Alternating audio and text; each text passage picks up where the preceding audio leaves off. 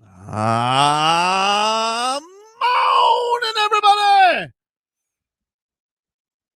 Tobin and Leroy here with you on a Friday. Good morning, Brittany. How are you? Good morning. I'm good. You get home okay last night? Because my ride home from the arena was terrible. Well, thankfully, unlike you, I live rather close. Oh, that's so. good. That's good. I'm happy for you. I'm happy Not to for rub you. it in I'm by any genuinely means. happy for you. But I mean, it was pouring down rain when I left. So it was, it was a little nasty. I don't know what they're doing with the overhang and the bridges they're trying to make and whatnot, but it's a little crazy out there. It's a little crazy. Last night we watched Luka be an absolute flamethrower, just absolutely killing it for the Lakers. We'll get into all that. Was boots on the ground for that one. But being boots on the ground for the other side of history, when you watch the Miami Heat give up more points to a player than they ever have in history, not as fun. no, Not as fun as 83 points the other way. It's just not as fun. The thing though that was crazy about yesterday was it did feel like the Heat were they could have been in it. They had a terrible third quarter, played much better in the fourth, but nobody could stop the Lakers. Nobody could get a stop on the Lakers. And so, alas, the Miami Heat have lost their third in a row. And so here we are back in our kingdom. But I want to start with some breaking news.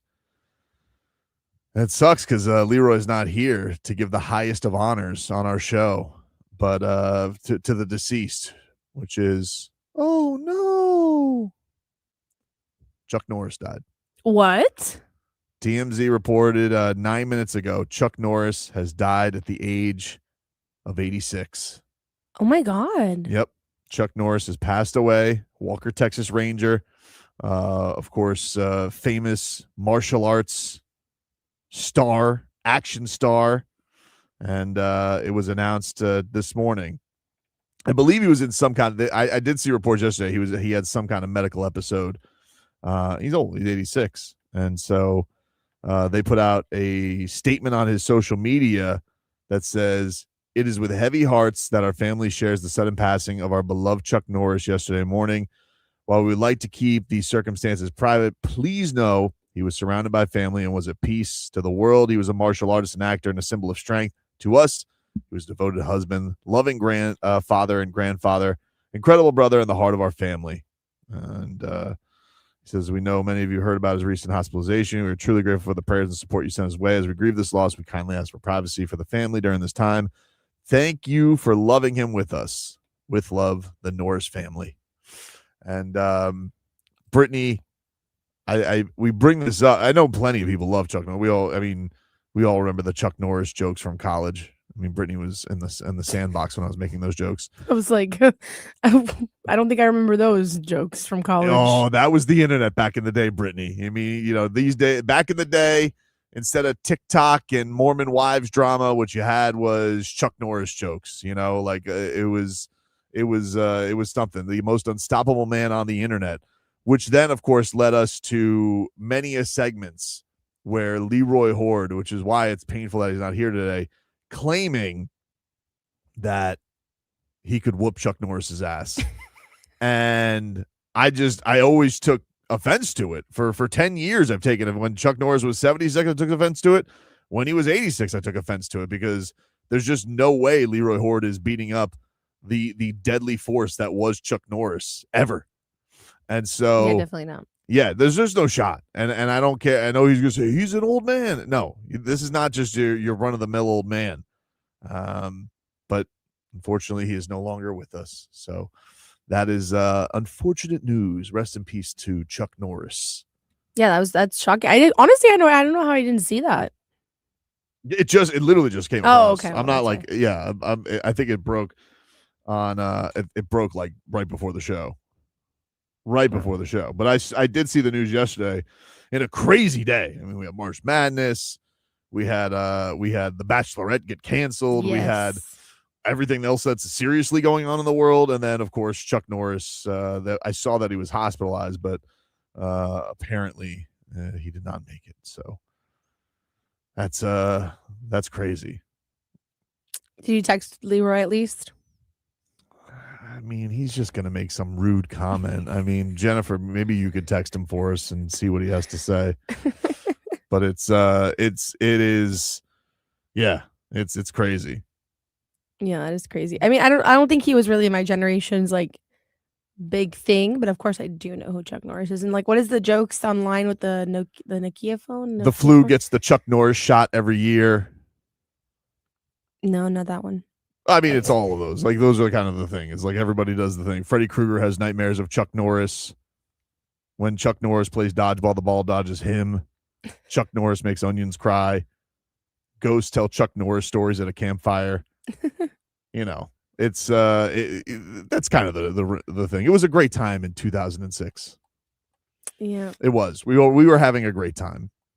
Anyway, the headlines are brought to you by Doral Volkswagen, home of the Pricito, our lowest price. Visit us at Doral Volkswagen or DoralVolkswagen.com. And the Miami Hurricanes, 7 seed tonight. They are going to take on Missouri in St. Louis as they will begin their tournament run as Jay Lucas, his first time at the helm, had a marvelous regular season with the Miami Hurricanes. Are you nervous for tonight, Brittany? Honestly, yeah, I am. I think that the Canes got the short end of the stick on this one. They did get screwed. They did get screwed. They did get screwed. I feel like this is like playoff make good for them. They are favorites tonight, 1.5 favorites over Missouri. That gets going at 10:10 True TV for those who are looking for it. I had a pain in the ass time yesterday because I got to the Heat game super early, and as I got it was halftime, and of course I think like everybody we saw Siena is beating Duke. Yeah. I had to go run to a screen to go see this. I had to see if they were able to hold on, which unfortunately they were not. Duke was able to defeat them 71-65 as Siena wasn't able to hold them off. They had like, I was watching it in the media room with Tommy Tighe, and there was a point where their giant intangible center, I think his name is Mulvey, he missed a point blank dunk. And I was just like, oh, that could have been 15-point lead. And instead they go and dunk it the other way. And as soon as that happened, we both look at each other. Well, that's over. Like this, however long these guys think they're going to hold on. It's just this guy played with such, it was so tough for him. I felt terrible because, this guy, first of all, Siena didn't play any bench players at all. They all played the entire game, which is crazy. Well, yeah, eventually you run out of gas. You run out of gas, and they basically had like 2 plays. It was like if that kid Coyle didn't hit threes, they were cooked. And I think it was Doty. Like if he didn't hit threes, they were cooked. Anything that was inside the paint, they basically weren't getting in the second half. And then, Duke is full of, draft picks and boozers and not, length. And they came through and, put a scare into them. But I mean, I would have loved to see Duke get bounced in the first round. Oh, 16-1. I mean, Duke is just. Well, you would have seen North Carolina and Duke get both. Oh, what a time it would have been. What a time it would have been if we would have been able to see them both. And, we had this, I was talking with Tommy about this during the, while this is going on. I was like, oh, well, do you really want to see Duke lose? It's like, yes, I would. Yes, I would. Because, like, I get it. You want, like, them dragged along because they're for everybody who doesn't root for Duke. There's JJ Redick in town. Yes, one of the, not the OG, and it's probably Christian Laettner, but the next generation of just ugh.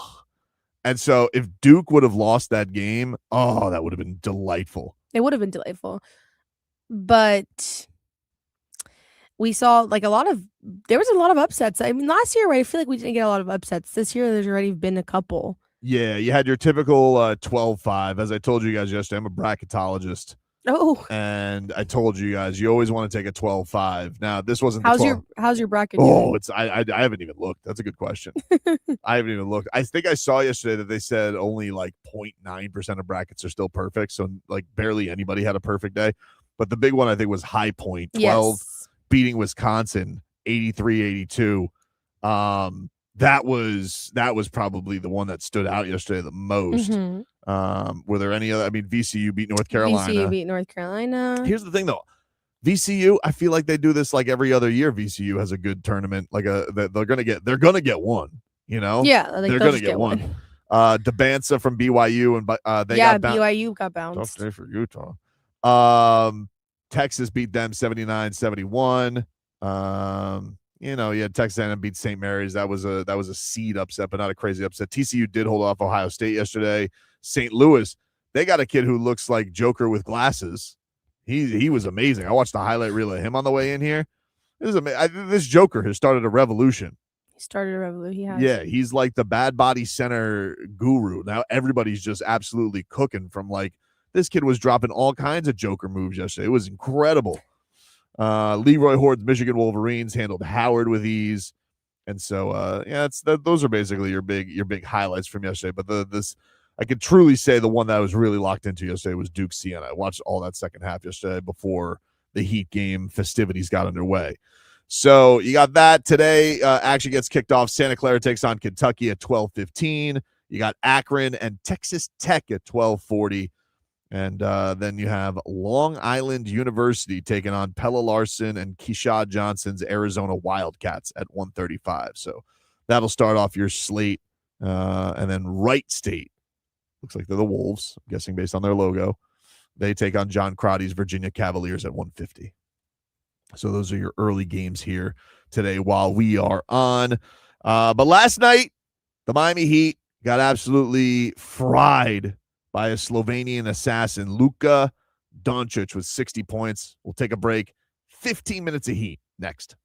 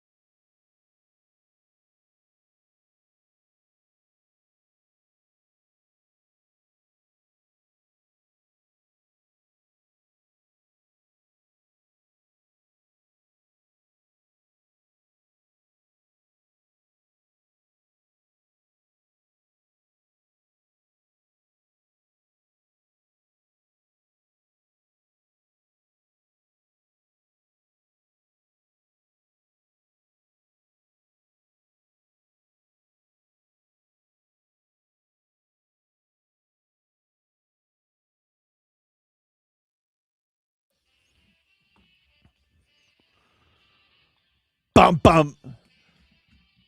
15 minutes of heat here, brought to you by Doral Kia. You always pay less with your price-cito at Doral Kia. Visit them at Doral Kia or doralkia.com. The Miami Heat, they lose yesterday to the LA Lakers 134-126. Luka Dončić had 60 points in the win. The Lakers really, showed some tremendous stones coming into the Heat's house. Second night of a back-to-back. A lot of questions about whether or not their big three was going to play. LeBron, Austin Reeves, and Luka all played the night before, got a thrilling win in Houston. They've been steamrolling. And prior to the game, JJ Redick said that Luka and LeBron would be available. Will Manso caught LeBron coming in on the first bus. Apparently that's like a sign that he's going to play. He did play. LeBron had a triple-double too, kind of overshadowed in 60 points, which you understand because it's 60 points. But LeBron James just dropping a triple-double on the Heat's head as well. And Miami loses their third in a row and are back home. They are back home in their kingdom where all things are comfortable for them, back in Plainville. They sure are. And I know the schedule is incredibly tough for them, this next 2 weeks, but it's just frustrating because they were in the game. And I think that's what the most frustrating part of it is they're in the game and they get so close to it. And then they terrible turnovers at the end of the game that just completely diminish any kind of run that you possibly could go on. And then also Luka was just playing out of his mind yesterday. Nobody could stop him. No, nobody could stop him. He fed Bam probably at least 5 of his 9 threes. Yeah. And they're he contested them very well. No, it's a weird thing though. He doesn't seem to be bothered by Bam at all. I've seen several of these matchups obviously over the years. He's probably the guy where Bam makes so many people uncomfortable. Mm-hmm. And Luka just does not care. And obviously Luka's a flamethrower right now. He's on an incredible run. But, he was feeding Bam buckets yesterday. And then, after he got that, they tried some other things. They tried Davion on him. That didn't work. They tried Pella on him. That didn't work. They threw different coverages. That didn't work. Anything they threw at him, he was just absolutely insane yesterday. They're a good team. There's not a lot of shame in losing to that team, but you're right. They were in it. And the thing that's frustrating about it for Miami is, they closed yesterday and they're playing this lineup with 3 guards and you are, going up against Luka, who's 6'8". You got LeBron, who's a moose. And, Ayton's not great. He was kind of the only guy keeping Miami around because he was doing his bozo fouls and basically won the Heat 2 challenges by his antics. And then Marcus Smart's always been a guy who could just play bigger than he is. Mm-hmm. And, Miami's answer for this is hey, we're going to close. And I thought the young guys played really well to start the fourth quarter. I thought Kaz and I thought Ware played tremendous. Mm-hmm. And then we had to go to this thing where and Norm, kind of got comfortable there at the start of the fourth quarter.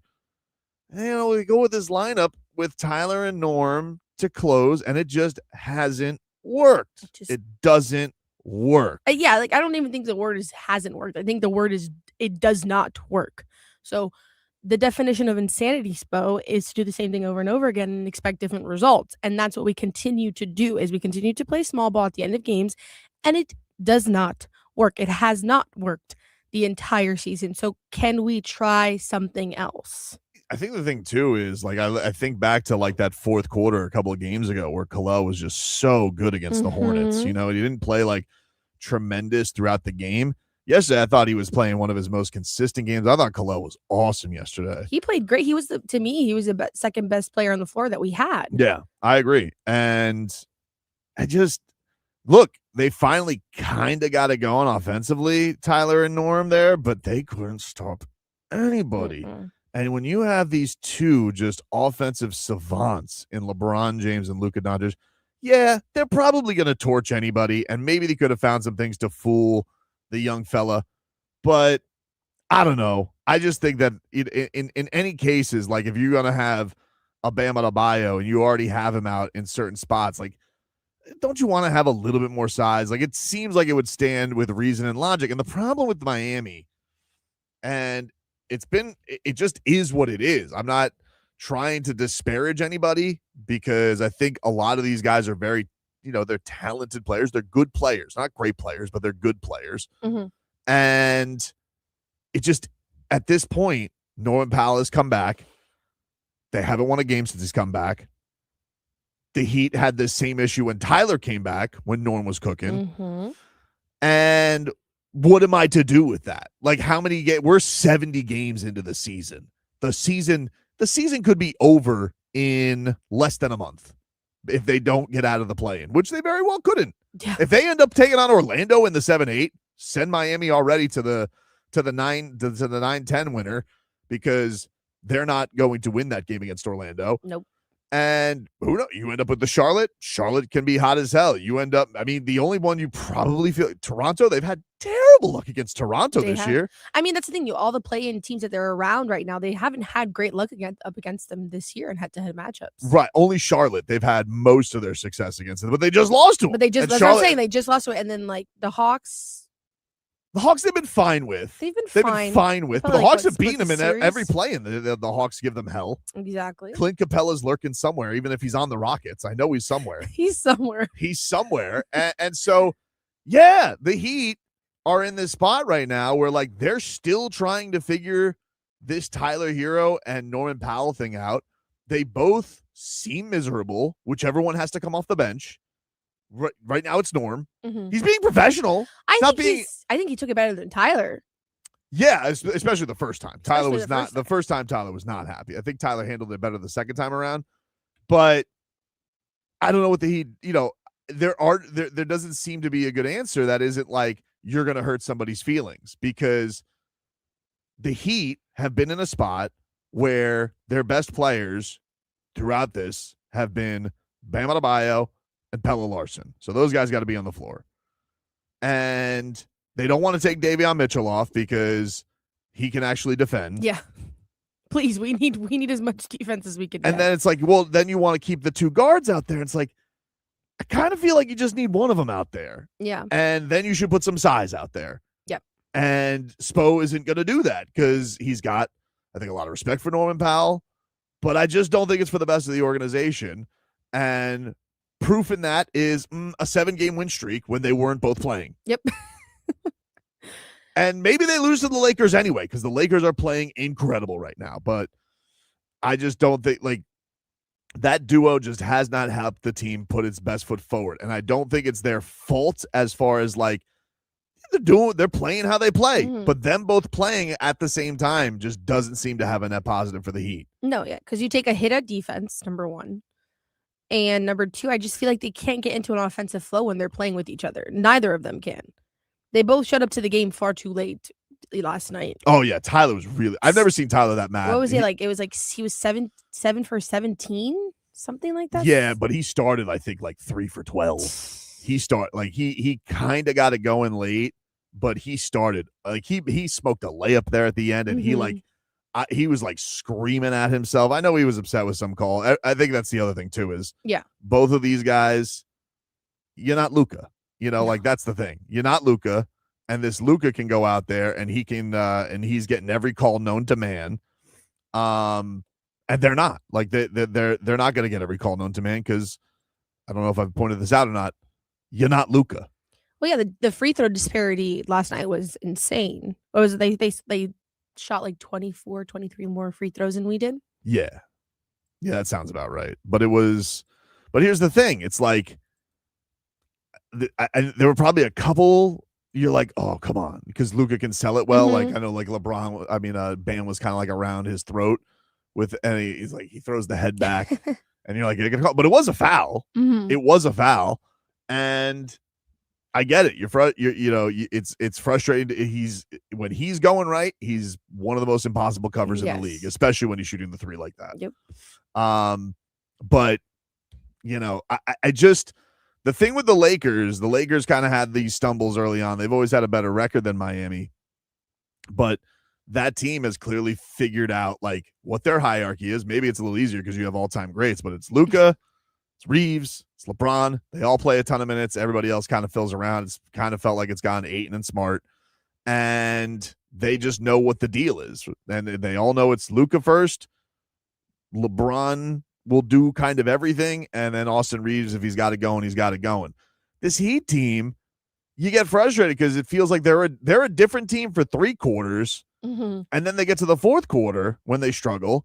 And they're a completely different team. Like for 3 quarters, the team is led by Bam Adebayo. Mm-hmm. Bam Adebayo is the engine. Bam Adebayo is aggressive. Bam Adebayo is taking it. And then like we get to it, it's like, no, Bam, I need you to be on defense. Give it, the guards are going to take over. Well, now. yeah, that's the frustrating thing about it, especially when Bam was getting whatever he wanted with Ayton. Like he could have done whatever he wanted all night long. And I think that's what's frustrating because he's put in a position where he has to exert so much on defense that he can't be the offensive powerhouse that they need him to be right now because the guards aren't doing anything. This was Norman Powell after the game. This was him on being in the bench role, and he was asked about if he's had conversations with Spo about it. We talked. I don't know, game to game. I don't know. That's a question with Spo, but we talked about how it's going to be going forward. As with everybody, treating it every game as a playoff game because it's so important, and whatever role you're put in, the focus has to be going out there and winning the game no matter what, and that's my focus. I feel like I'm a starter. I've worked to be in that role, but if the team feels that, me coming off the bench some games or whatever it is based on a matchup is going to put us in position to win games, I'm going to accept the role and go out there and play basketball. The thing with this season that has been unfulfilling has been this place where they made a great trade with Norman Powell. Nobody would not take Norman Powell for what they gave up. He was incredible. He had an all-star season. He was lighting it up. I think he's been playing a little bit banged up basically for the back half of this season. He's been trying to play through stuff, which you do admire. Is he all the way back? I don't know. But like people are noticing this even like when he's playing games. Like it feels like he's trying to play for the foul too much. He's not just focused on getting buckets. He's always like flailing, and nobody's falling for it either. I feel like whatever calls he was getting in the opening half of the season, they're not falling for those rip throughs. They're not falling for any of that stuff. He's getting a lot of calls on the floor that he was getting for shots. And yeah, it's just, you could just see he's not as comfortable. He's not as confident, it feels like. And I just don't know what Spo can do about this that isn't going to make somebody a little unhappy, because them both closing games together, I mean, unless they're both having nuclear nights from 3, what purpose is it to have both of them out there instead of having some size or to have some better guys playing defense? Honestly, like it doesn't make a whole hell of a lot of sense. And maybe the people will say, hey, they've only had they're I think 5-10 all time this season when they play together. Yeah, 15 games isn't a lot, I guess, in the scope of 70, but it's not nothing. No, but it's not. That's the thing. You have to go with your sample size at the end of the day. Like you're given this statistic and you have to do something with it because they've only played 15 games together. So it's like you're in a game last night where you need to win because Orlando lost and you're in a good position. Why not throw the kitchen sink in there? Like why not throw some noodles on the wall and see what sticks? Try to play some size. What do you mean? You've never thrown noodles at a wall to see if they stick, it means that they're al dente. You've never heard of that? No. Well, when you make noodles next time. Why would you throw a noodle on the wall? Because if it sticks, it means it's al dente. What does al dente mean? You don't know what al dente means? Is that done? Yeah, it means, well, al dente is like done, but it's the Italian way of like how you want pasta. But why does it need to stick? I don't know. It just means that it's al dente. You sure? Yes, I'm not crazy. I gotta ask Tony Fiorentino about this or something. I feel like he would give me the answer. I feel like you're being a pseudo expert right now. I'm really not. I swear. I mean, like, I don't know that Italian. Have you ever made homemade pasta? Homemade pasta? No. Yeah. So, well, I mean, are you sure that's not something you've seen in the movies like Ratatouille? I love Ratatouille. Don't bring up Ratatouille to me. Oh, man. But I swear, now you just derailed the whole conversation. Did I?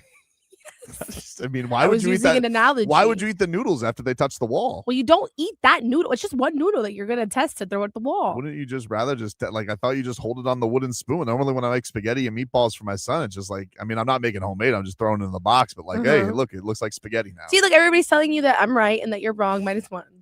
I'm not gonna take a -1. It's ridiculous. -1. I think that you need to take a -1 because it is absolutely something that happens. All right. If you say so. It's crazy. If the noodle sticks to the wall when you throw it at the wall, that means it's al dente.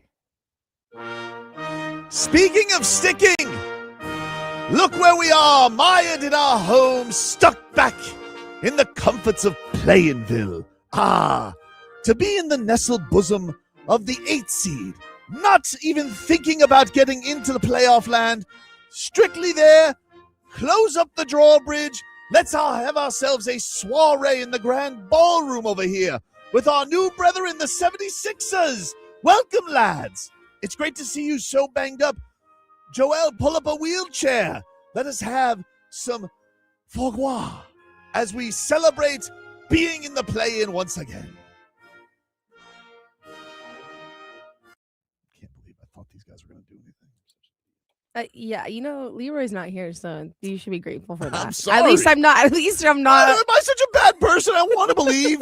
Why does that make me a bad guy? don't They think win you're a 7 bad guy. straight. I want to believe.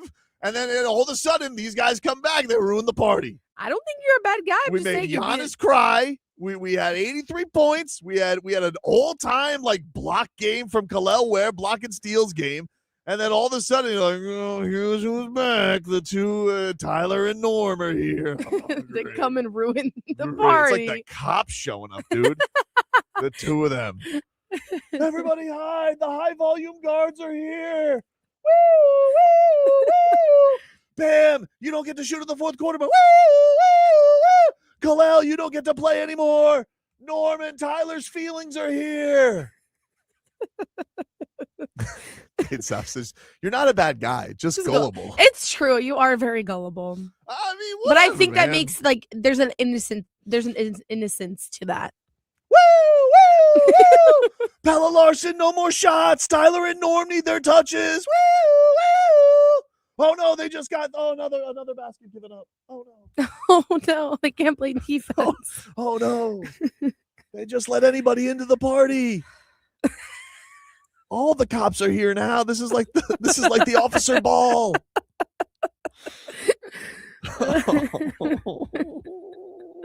All right, take a break. Back after this.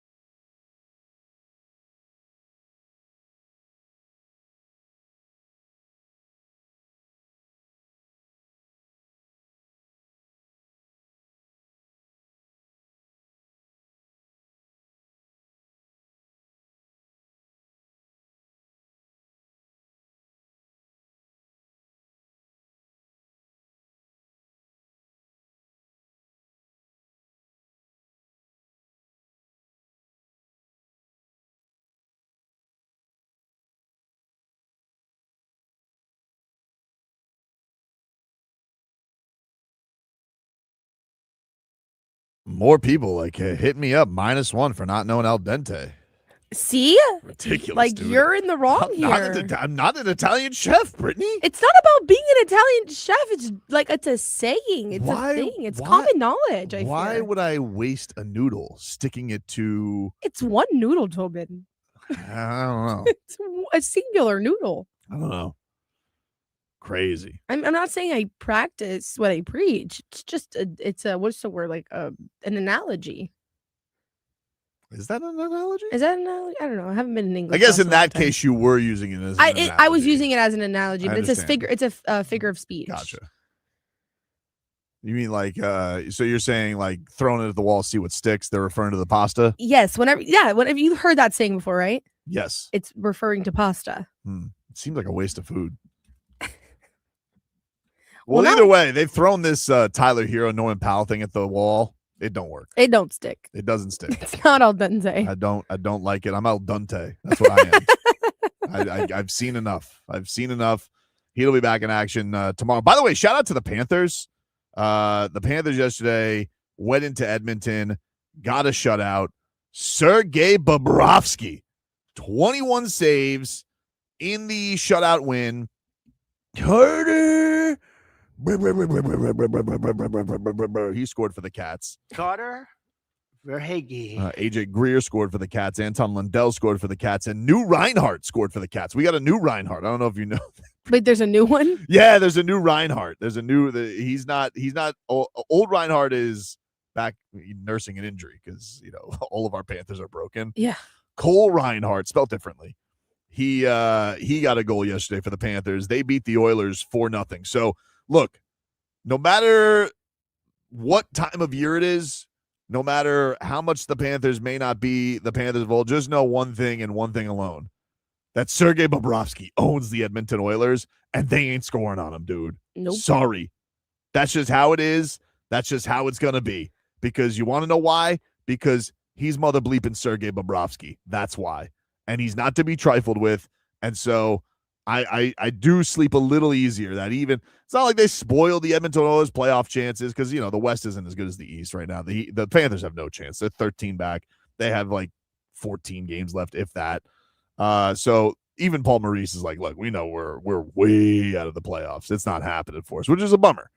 But this year has been very frustrating, and especially with all the angst of the trade deadline. But I will say, Sergei Bobrovsky has been incredible since he found out he wasn't going to be traded. It's just a little too late. It's a little too late. Well, it's too little too late, unfortunately. Yeah, it's unfortunate. It's unfortunate that they're so far back in the playoff. What are they right now? The Panthers are... Oh, man. Let's see. Conference wild card. Okay, the Panthers are... They have 71 points, which would put them 13 points back with 13 to go. That's not great. Is there a possibility at all? If they win all of their games and Detroit doesn't pick up 1 point the rest of the season. So no. And all the other teams don't pick up points the rest of the season, then yeah, I guess technically it's possible. They're not eliminated yet, but no. But no. No. Realistically, mathematically. No, they feel very cooked. But Sergei is still out there doing this. He got his 800th win recently as well, so he still is racking up milestones and whatnot. They will finish up this road trip tonight. They take on the Calgary Flames at 9:00. I imagine you can hear that on AM 560 tonight, as the Hurricanes basketball team will be taking on Missouri as they have March Madness getting underway. But Bob's just, the one thing I saw, because I didn't get to watch the game, I just basically got to see Twitter highlights. But my favorite thing that Sergei Bobrovsky does still and always is incredible save, and his stick is nowhere near him. And I just I don't know if there's anybody like this in sports where they are more dangerous with less equipment to do their job. Because that's when Sergei Bobrovsky has you right where he wants you. When he loses that stick, you think that you have an advantage, but you don't. Because he basically, I honestly think that Sergei Bobrovsky would be better without the stick. I know you need the stick because you have to pass to your teammates, But I'm just saying, save-wise, if he could just pick it up to pass, he might be even better than he already is as a legend. Yeah, that's how good he is without the stick. Every time they're on his side of the ice, he should just throw the stick out of the way. And just... It's crazy. He's out here and he's just like, what do I need this for? Here's going to be when he loses that. I'm just telling you guys, if you guys have just not been hip to this and you're watching Panthers games and you see, oh no, because I'll tell you who's going to tell you is that Eddie Olczyk on the master. He's like, oh no, stick boosh. That's his favorite thing to yell. But I'm telling you, when Sergei Bobrovsky loses that stick, look out, because something incredible is about to happen. And what do you know? Yesterday, splits, tumbles. He's like a gymnast. I know. That's what always gets me is the splits. Yeah, he's literally like the Simone Biles of goalies. It's crazy. He's so flexible. I don't understand. Like, do you think like he goes through his days like Jean-Claude Van Damme? Like, does he go home? Bob doesn't sit in a recliner. He just sits between two wedges in a full split. How is he that flexible all the time? What? Yeah, and then with the equipment on too, that's what really gets me. It's insane. I don't understand how this guy can go do the job that he's doing out there at his age. But the thing that gets me every time is just like these guys are just flummoxed and frustrated because he's out there and they're like, oh, here we go. We got him. And it's like, nope, you don't. Nope. Sorry. That's just not going to happen. So that's been the one silver lining. Just it's a small victory. I don't know if like the pressure of the trade deadline was getting to him. I mean, they did get Seth Jones back, which is obviously, key for their defense, but they also, lost, not having Sam Reinhardt's not great for them. So they had a tough start to this road trip. It probably didn't matter anyway. That's probably why they left him, because they're like, hey, we just lost Marchand. We don't have, you're not healthy. We don't have Barkov. We have another Reinhardt who's playing for us. We'll figure it out.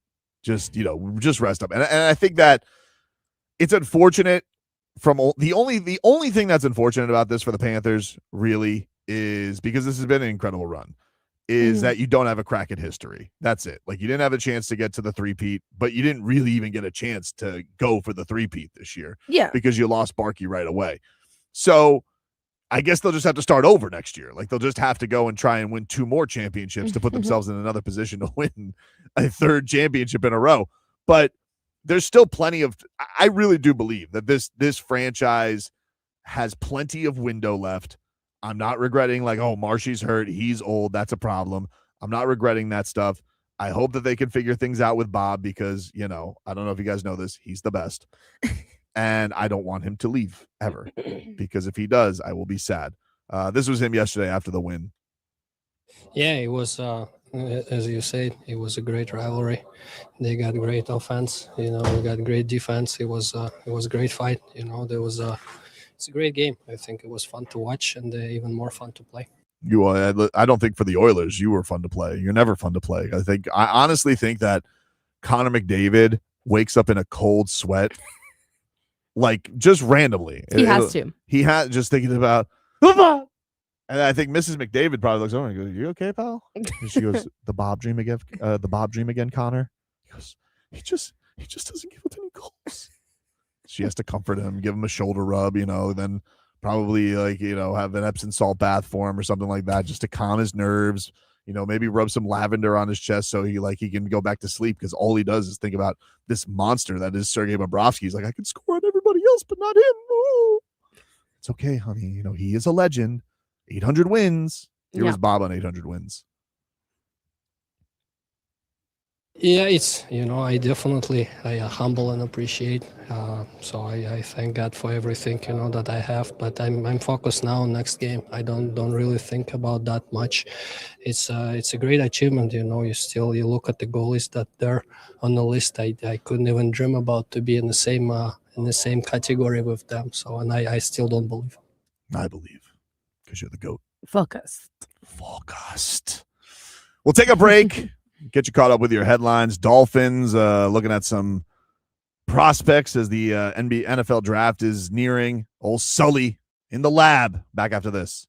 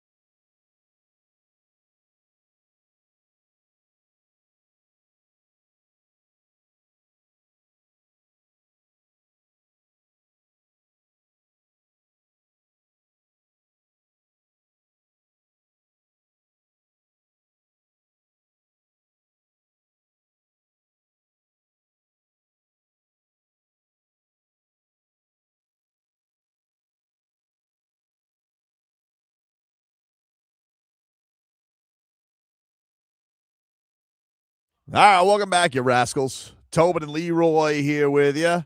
Leroy's off today. We'll be back in full swing next week. We haven't been together. He could only take one day this week from me. It was like a little warm-up for him. And so then he had to move on. He's like, I can't handle you anymore. I'm like, all right, fair enough.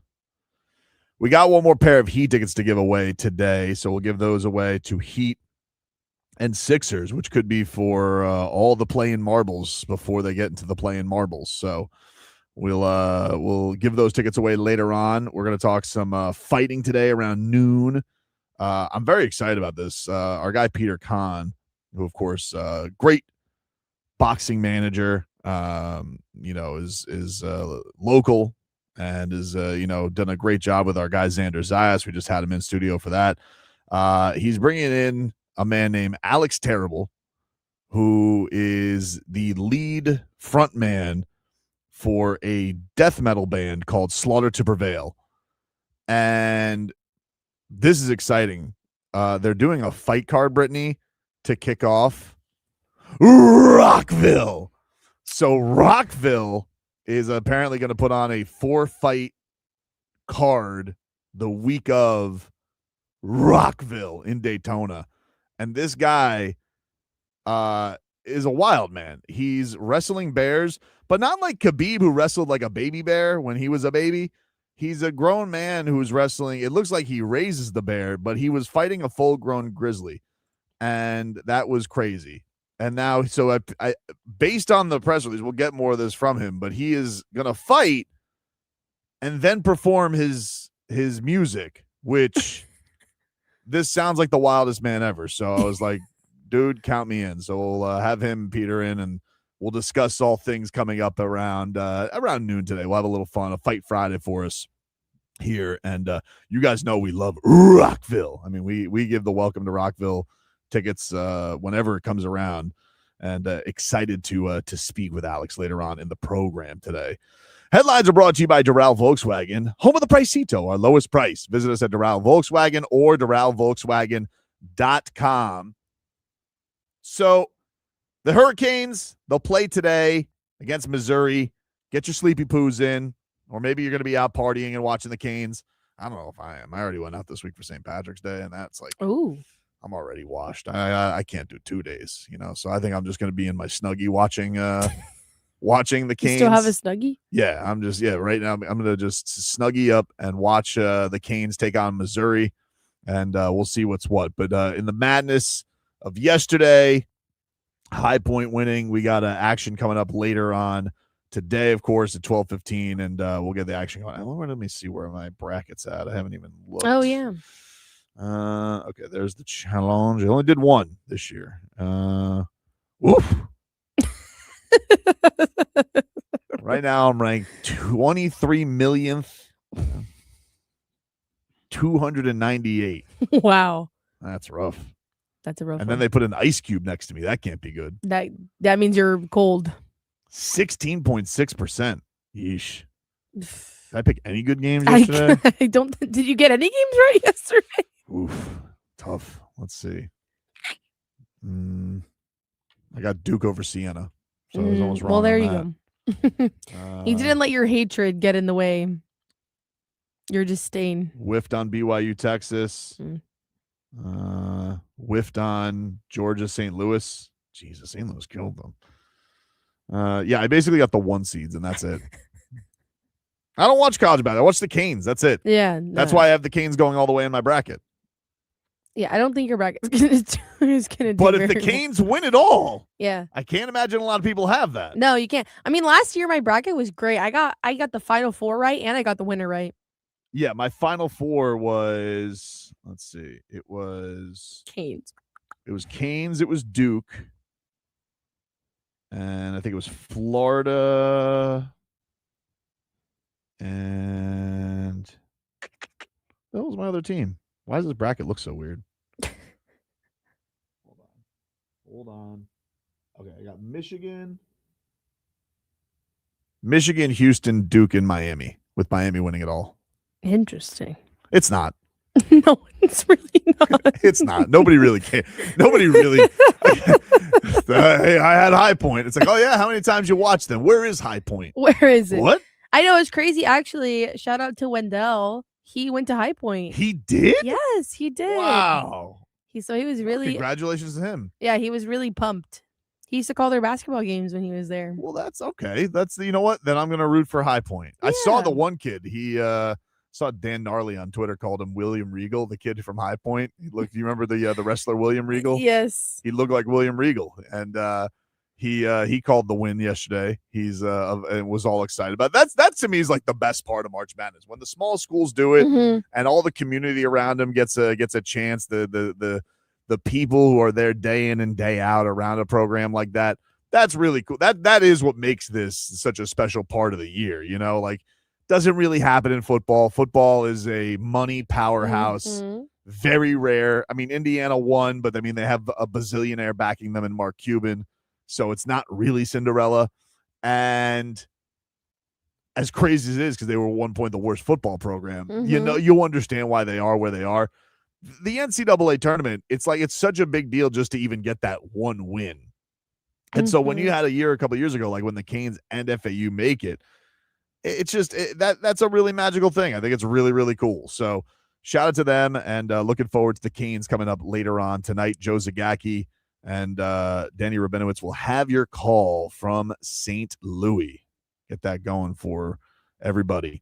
The Miami Dolphins, of course, in the midst of all of this draft season. We know Jalen Waddle traded. He's excited to be with Patrick Surtain.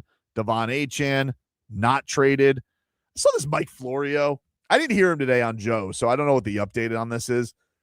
But, man, what a snitch this guy is. Does this guy have any fun, or is he just looking like, let me find some rules to make sure people are following? He's a rather serious man. He's a very, does he enjoy football? I don't know. So yesterday I'm reading this story that he puts out, and it says NFL will address Troy Aikman's work for the Dolphins, quote, at the appropriate time. And I was like, oh, okay. And he writes, Troy Aikman's apparent one-off consulting role with the Dolphins has resulted in Aikman recently saying he plans to continue working for the Dolphins in some capacity. That could create an issue for Aikman, ESPN, and the NFL. In an email to Pro Football Talk, a league spokesperson said the NFL, quote, would address this at the appropriate time. Aikman's specific role will likely be a factor, but if he is doing anything as a paid employer consultant, the league should be concerned. Although the guardrails for Fox broadcaster and Raiders minority owner Tom Brady have softened, he still can't attend practices or enter facilities of the other 31 teams. Will Aikman have similar restrictions? Let me tell you something, dude. Nobody respects these Tom Brady guardrails, okay? He's there doing whatever he wants because he's Tom Brady, all right? This guy's out here. He's acting like a wrestler in some fake beef with Logan Paul. But I mean, who's thinking about this? Only you, Mike Florio, are sitting here. First of all, the guy really, if anybody has more integrity than Troy Aikman, I'd love to see it because he was out here apparently under the employment or consulting firm of the Dolphins, ripping the holy hell out of the franchise on national television. That's a man of honor, okay? And if you're going to sit here trying to mess with Troy Aikman and what he's doing with the Dolphins, which I very seem to like right now because we need somebody with some credibility around this building. You got Stephen Ross out here touting racing and tennis as his big accomplishments. Somebody has to have some football accolades who actually wants to put a foot up somebody's you-know-what to get some action going. And this Mike Florio, the only thing he can think about is, but what about the Monday Night Football broadcast?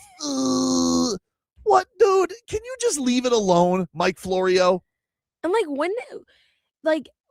when did football become such a football broadcasting become such a I'm losing my words right now, but such a paranoid, a purist thing? When did the conflict of interest become such a massive problem? I don't know. Because you have players who played for certain teams on broadcast all the time.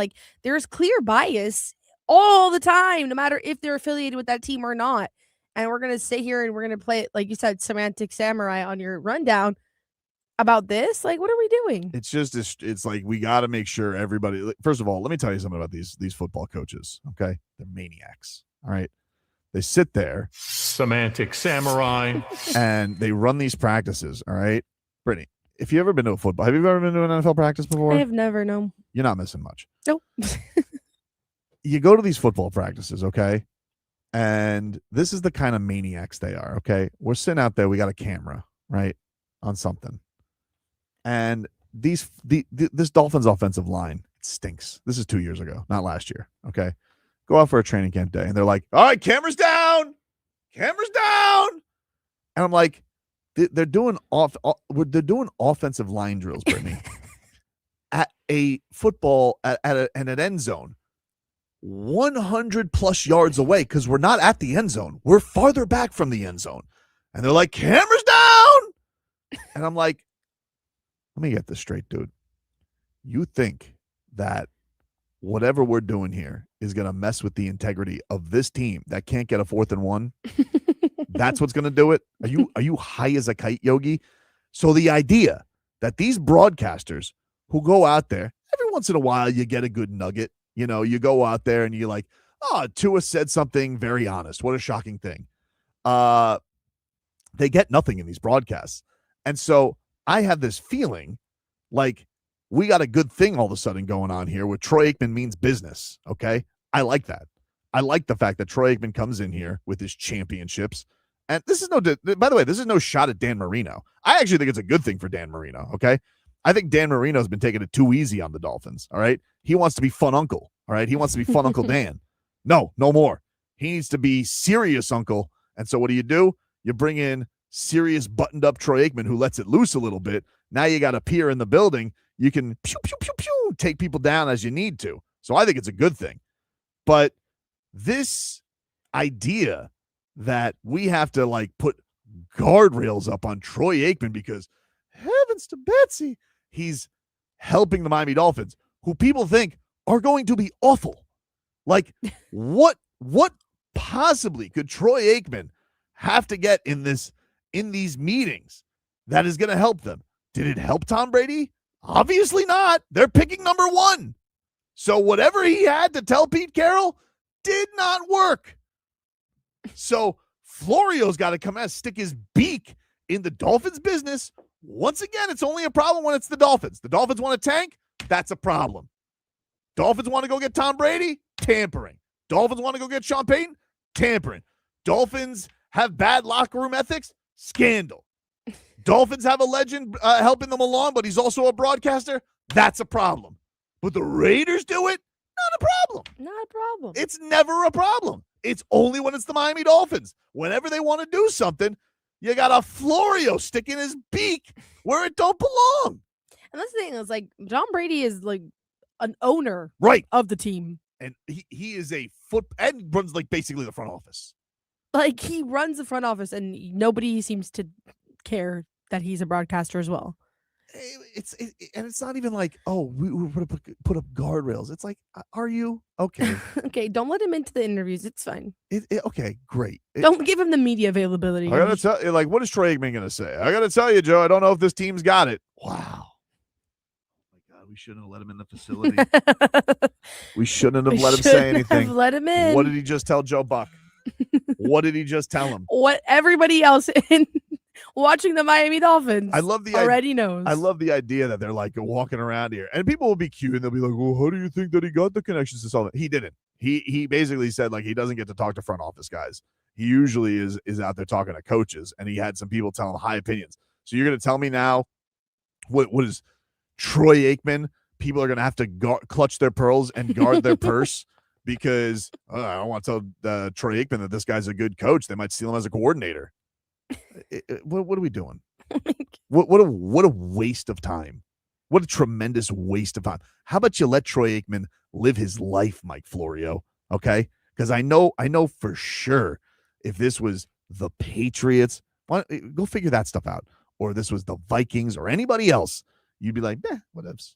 But because the Dolphins are around it and they finally got somebody who knows what the hell they're doing, you're like, that man can't broadcast anymore. Stop messing with his check. Don't pocket watch, Mike. Yeah. What's the big deal? You're sitting here, you got 100 jobs, you got a TV show, you got a website, you got all these things going. Does Troy Aikman go, could you ethically do your website while yapping about it? Imagine if he did that. You sitting here, what is the NFL going to do? Nothing. They shouldn't do anything. What's he going to do? Yum yucker. You think he's going to go there? So let me get this straight. In your scenario, if he's broadcasting a Dolphins game this season and they're taking on the Seattle Seahawks, you think Troy Aikman's secrets are going to help? Something tells me they won't. Something tells me that they're not going to help. Something tells me no matter what secrets Troy Aikman has to give Halfley, he's still got Jonas Savaianaya trying to block that Seattle Seahawks front line. I don't think secrets are going to help you, dude. Nope. And so what I'm basically telling Mike Florio is mind your business, dude. Leave Troy Aikman and the Dolphins alone. Haven't they suffered enough, you jackass? Sorry, too much. It's okay. I understand the anger. He's being a yum yucker. Yeah. Like Dave South said. How's he going to do Monday? First of all, the Dolphins going to be on Monday Night Football this year? Probably not. Are they? Against the Jets who's again? putting this team on Monday Night Football? To see if De'Von Achane can perform miracles? Who's putting them on national television? A one-man show of De'Von Achane. This is insane to me.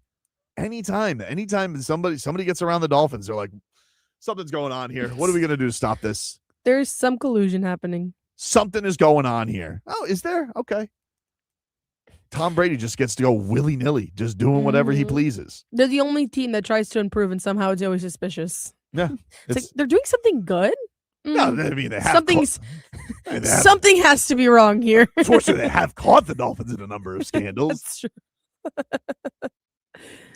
Theirs just don't result in winning. Only the Patriots, their scandals end up in winning. The Dolphins do not. But I was just like, all right. But they always get caught. That's why they can never actually cash a check on their scandal. That's why we need Troy Aikman. I need Troy Aikman so the Dolphins don't get caught. I'm hoping that helped. I hope he's got a little bit more secrecy to him. And this damn Mike Florio's like, no, it's so fast, my friends. Great. Thanks a lot. Take a break. Back after this.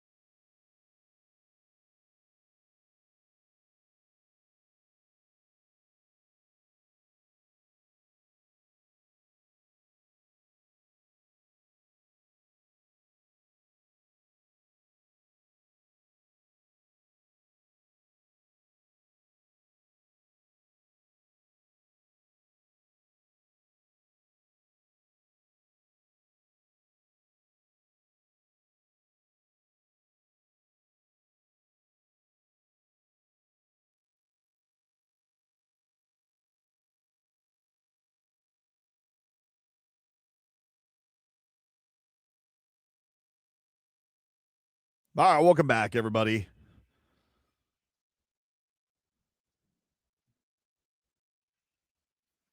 Tobin and Leroy here with you on FM 104.3 WQAM.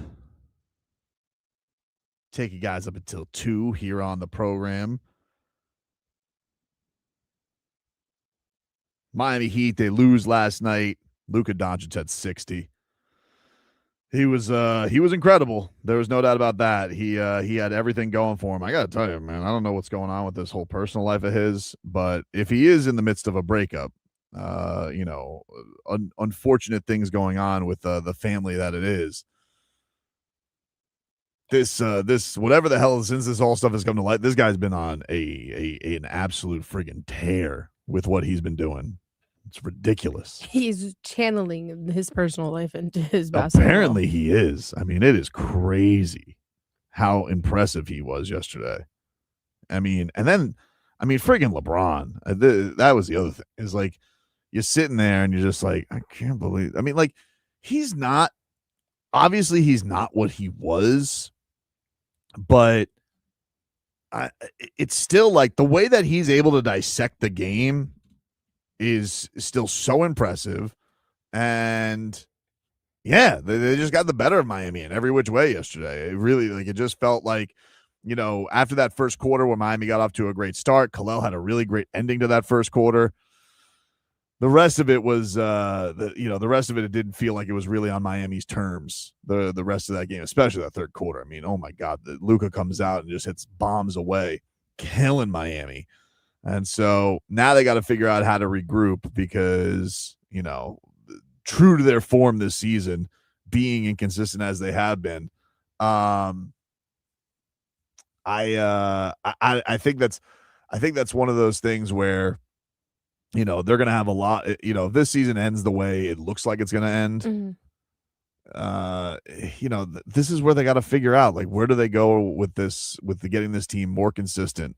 Because the roller coaster ride this year has been, it's been crazy, dude. It's been so hard. Lazy River says Pella fouling Luka with 10 seconds left to gift him 60. Why?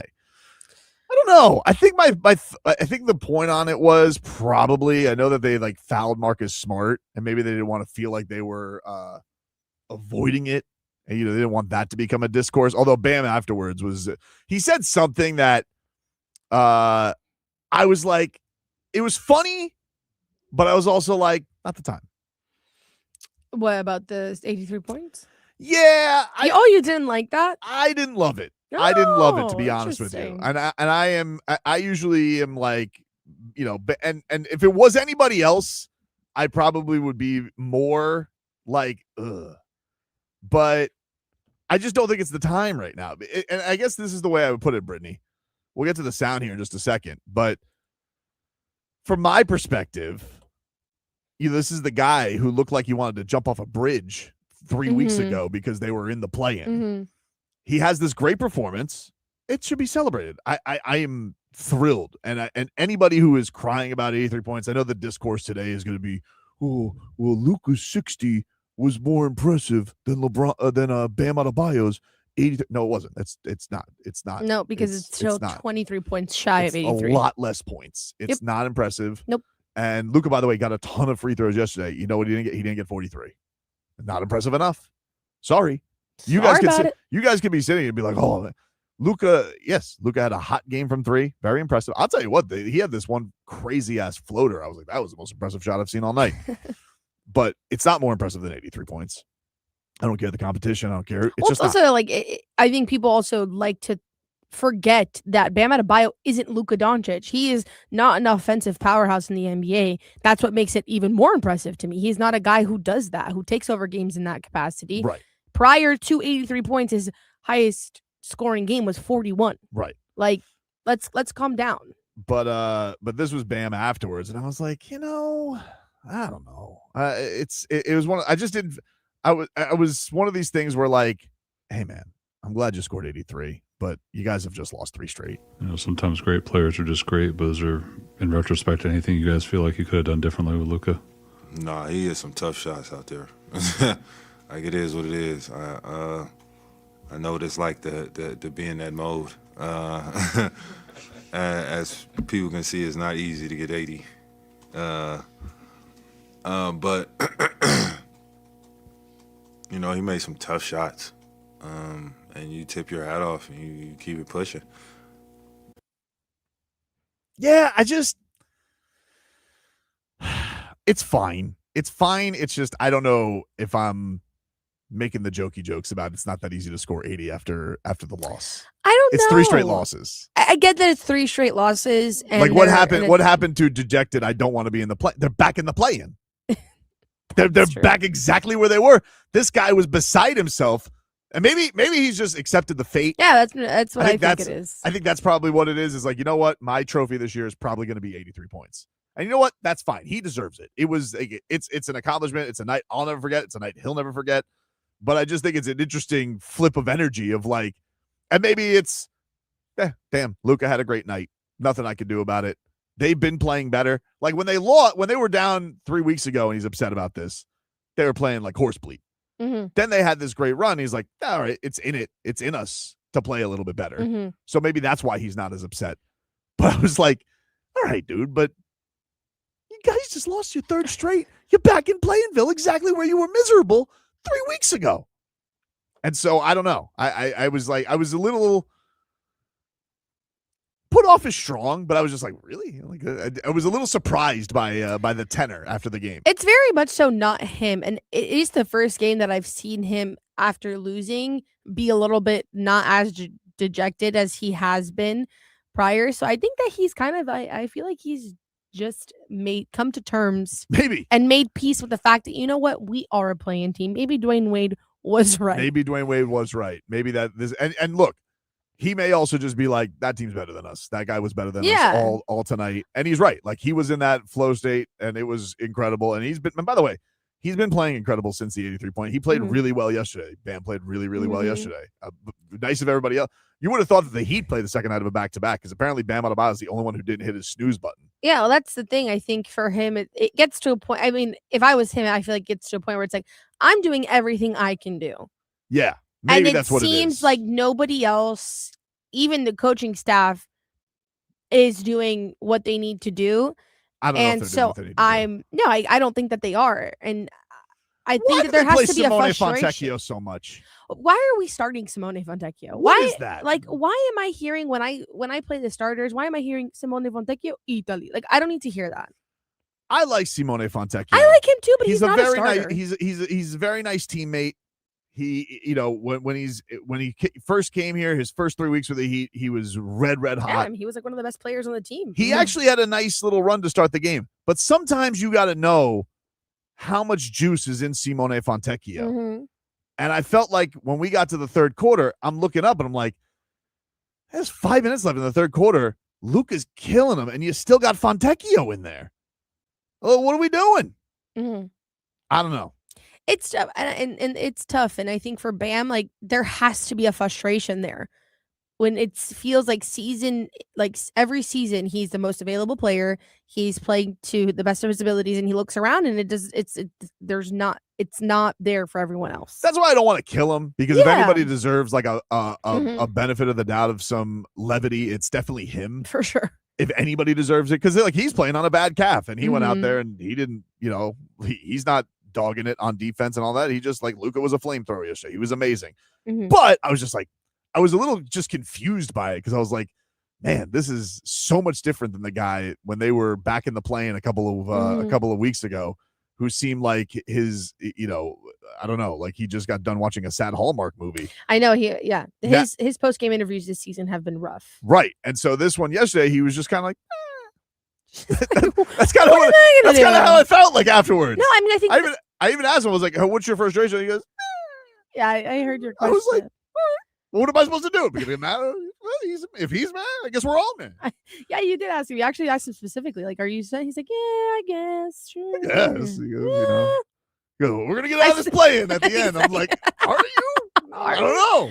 And don't forget, I scored 83 points. He did score 83 points. I look. It's if that is what this season is going to be, I'm down for it. The tombstone on this season is going to say, back in Plainville, but Bam did have that 83-point game. I'm here for it. I'm here. I had a great time. I had a great time. It was one of the best games I've ever been to. It's not better than, and by the way, 60, not better than 83. Nope. Just take out your calculators. But it was still a very good game. I can sit here and say, hey, I saw Luka. I can say that I've seen two of the best basketball performances I've seen in my life in the span of a week. Yeah. It's been crazy. It's very true. I've gone to the Kaseya. If you've gone to the Kaseya Center the last week and a half, you've seen some incredible basketball. Just you wish it wasn't the one of them wasn't against you. Crazy. But we'll take a break. More to come. Back after this.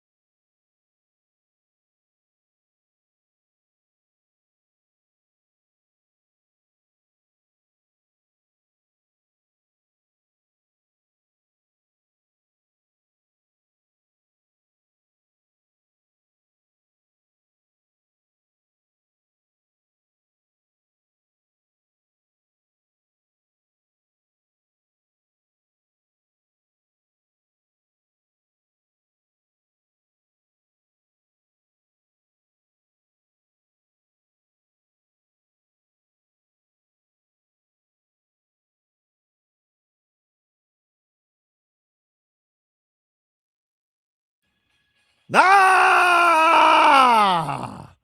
Oh, hello, Jennifer. Hello. It is time, ladies and gentlemen, to tickle Brittany's fancy. You excited, Brittany? Yeah, I'm a little caught off guard, but I'm here for it. I'm excited. I'm sorry. Leroy's not here, so somebody's fancy has to get tickled. I'm excited. That's I'm here just for the way it's going to go. Who better than you? Who better than Who me? better than you? Who better than you? Starting off at 12:15, Santa Clara takes on Kentucky. Does that game tickle your fancy? I can't say it does. Come on, dude. Fancy not I'm tickled. sorry. No, I just it's not. It doesn't. I don't know. I don't have any. What's the word?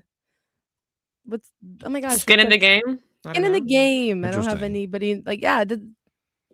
What about at 6:50 p.m. tonight? Iowa takes on Clemson. Tickle your fancy? Oh, I'm here for that. I'm here for that. My fancy's tickled. My fancy is tickled. I hope Clemson loses. I'm here for it. I don't like them either. I hate Clemson. I don't think you hate Clemson as much as I hate I Clemson. very clearly don't hate Clemson as much as you hate Clemson. Are you going to go to the Clemson game next year when Miami plays there? I want to. I do. Where my family's trying to do a whole trip. Where Have all you of- guys gone before? Yes, I have. It's one of the worst experiences I've ever had in my whole life. Why? Because their fans are poo-poo caca heads in the best way I can put it. Jeez. That's what they deserve because they're They're- acting like children. They're terrible, huh? I was the first game I ever went to at Clemson. I think I was like 9 years old, 8 or 9 years old, and I had frat boys yelling in my face as a child. And then we proceeded As a child. to beat the crap out of them, and then they had nothing to say after that. Jeez, Yeah, no, Louise. it's not. Everyone's like, the fans are so nice in Clemson. What do you mean? I'm like, they're really not. They're just I'm a bunch not. of Dabo Swinnies. Just a bunch. Don't get me started on that guy. I can't stand him. He used to come to our high school all the time to, To recruit. to recruit, Mhm. and he would like walk through the lunchroom, and he was like, "Hey, Dabo, Dabo," and I'm just there like, We built this program on NIL. We really did. It's probably different than what you're thinking, though. We built this program in God's name, image, and likeness. yeah, no, Mm. I really don't like him. Understood. So I'm gonna hate watch that one. So it does tickle my fancy. What about late tonight? You got California Baptist taking on Kansas. Does that tickle your fancy? I'm not sure that what is it? What did you say? California Baptist. California Baptist. I can't say that one tickles my fancy. All right. Riveting. Fancy. Yeah, not it tickled. doesn't sound as it Darren doesn't sound riveting. Peterson, one of the top draft. But I mean, the Heat aren't going to get him. But you got that. Yeah, I get it, but it's like I expect Kansas to win there. So just Fair enough. You know, Fair enough. What about at 10:10 on True TV?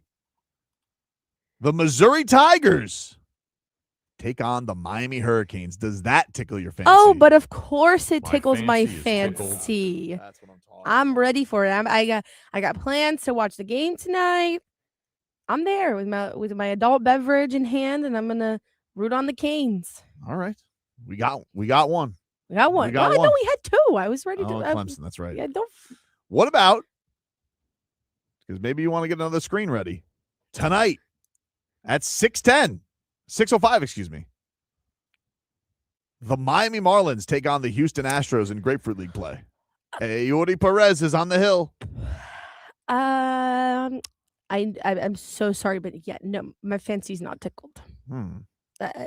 Fancy not tickled. When regular season ball Just starts, maybe Coming off the high of the World Baseball Classic. that's the thing. It's like after the World Baseball Classic, I don't know that these what are exhibition games? Grapefruit League. Huh? The Grapefruit League. Grapefruit League. Yeah. Yep. No? I don't think that's not gonna fill the void of the WBC, unfortunately for me. What about also tonight? The Florida Panthers take on the Calgary Flames. Does that tickle your fancy? Yeah, that tickles my fancy. All right. I'm here for it. I like Lamborghini tonight, Jennifer. Are you gonna watch them? Yeah. Too hard. I'll watch it. All right. Oh, I'll watch it while crying. Understood. Mm. Okay. Understood. It's a lot. It's a lot. It is a lot. Tomorrow, the Miami Heat take on the Houston Rockets. Does that game tickle your fancy? Miami audio experience producer Brittany Rodriguez, does that tickle your fancy? I think My so I don't get fancy is fined. I need to tickled. say that it tickles my fancy. All right. Can't wait to spend my Saturday night here. Don't find me, Odyssey. No, actually, you know what? No, I'm excited for this game. I think this could be a good opportunity for the Heat to bounce back. They beat Houston. Entertaining game. Tyler Herro talked a lot of bleep that game. Yeah, I'm here for it. It's in Houston. My fancy is tickled. I'm not gonna be a sourpuss about it fancy just Not because I got to official. be here on at 8:00. Not a facetious tickle. No, She's legitimately tickled. I am a little tickled. What about the LA Lakers riding their win streak, taking on the Orlando Magic? Does that tickle your Ooh. fancy? What time is that game at? 7:00 on Saturday. You know what? It tickles my fancy. It gives me something to do before our game My starts. fancy Very is good. You know, I'll tickled. be with Wendell, and he is a alum of the Magic, so I'm sure he's gonna want to watch it. So I'm here for it. This guy's Keep me got love of entertained. Everything, Wendell. Yeah, you No, know, seriously. he's a man of many talents. What's wrong with him? Seems to be connected to everything. How long was he in school? No, this was like post grad. Mm, Yeah, he basically did what he's doing for the Heat now for the Magic. understood. But so did Ben. So Hmm. I don't know. All Magic, those, it's like the pipeline. apparently so. I didn't get to that through that pipeline, but apparently it is one. What about at 4:00? All right, I didn't want to skip this for you. UFC London. Lerone Murphy takes on Mazvar Evloev. Tickle your fancy? Bless you on that, because I don't know what you just said. I can't say that my fancy's tickled. My Fancy, not apologies. I know tickled. that hurts you, but Yeah, it's understandable. It's a good main event objectively. But I don't know. Is F1 going on this weekend or no? no, unfortunately, It's it's not back until when is it back? next week is Japan, and then they have a month off till they come to Miami Oh, all right. because they had to cancel the races. What in about NASCAR? April. You into NASCAR this weekend? No, can't say that IndyCar? I am. No, Fair enough. yep. Fair Sorry, I'm strictly an F1 gal when it comes to motorsports. Jennifer, your friend plays for Kansas? My friend's cousin plays for Kansas, actually. Oh, Oh. so is your fancy tickled about that game? No. My fancy is tickled strictly for Mario Chalmers, and I hope for his happiness because I love Mario Chalmers. But everybody else, not really. Poor California Baptist. Yeah. The Lancers. The words Lancers. of Robbie the Degenerate. Crazy. By the way, speaking of, if you guys want to go to Heat and Sixers right now, be caller number. What do you want to do, Jennifer? What caller number for Heat and Sixers? Caller number 3. Caller 3 to 305-567-0560. Caller 3 to 305-567-0560 is going to win a pair of tickets to Heat and Sixers. Caller 3 to 305-567-0560 will win a pair of tickets to Heat and Sixers. Back with more after this.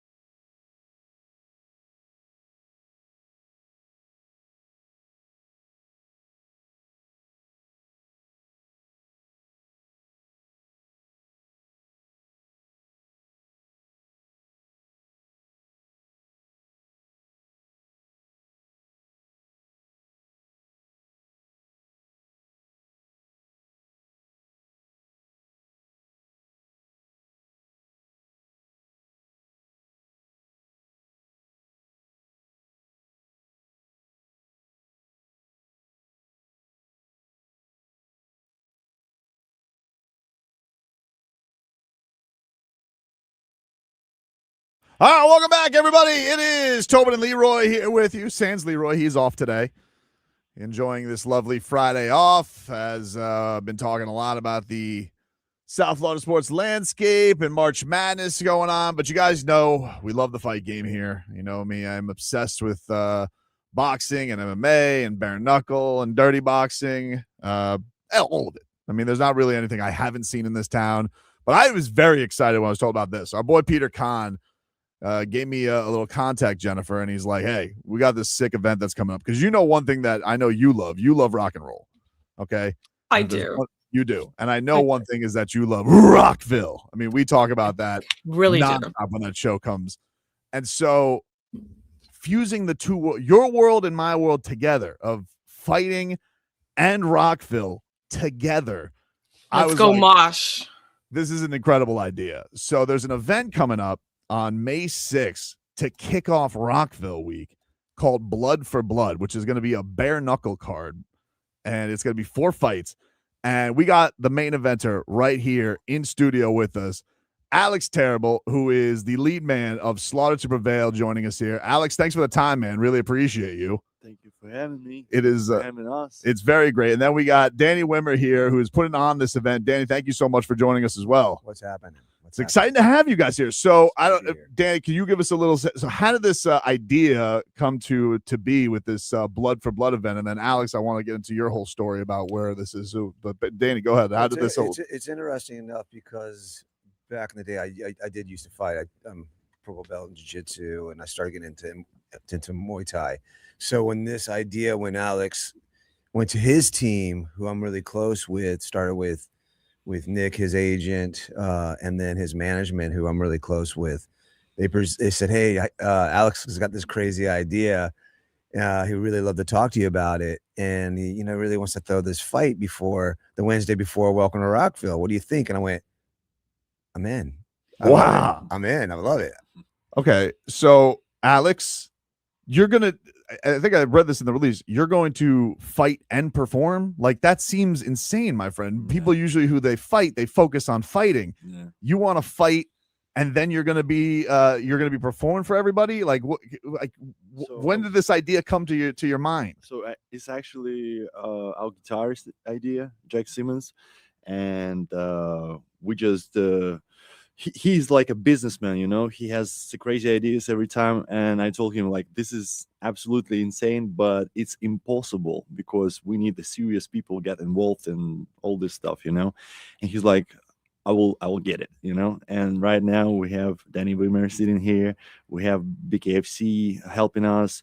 We have 5B, everybody helping us, and it's incredible. And I'm going to perform, then I'm going to fight. And then I'm going to perform again after the fight. What's funny is here's what's funny is that I had him booked at another festival. Dan, do me a favor. That chair's squeaky as hell. No, just no swiveling. It's coming over the mic. So I want to be able to hear. Am I that nervous? I don't know. So it's funny is he had this massive fight. Like he was banging with a heavy Russian competitor, and I think I had him like 3 days after that fight. And I was like nervous as hell because he continues just to grow and grow, and they're becoming a headliner for DWP festivals. He's becoming headliners for anybody. And I was like, wait a minute, he's about to go fight. And literally he has one of the best fights I've ever seen. Went toe to toe he went toe to toe with one of the best fighters in Russia. And I was terrified. And all of a sudden, it was a blood fest in the most respectful way. And he showed up. He already healed up. Yeah.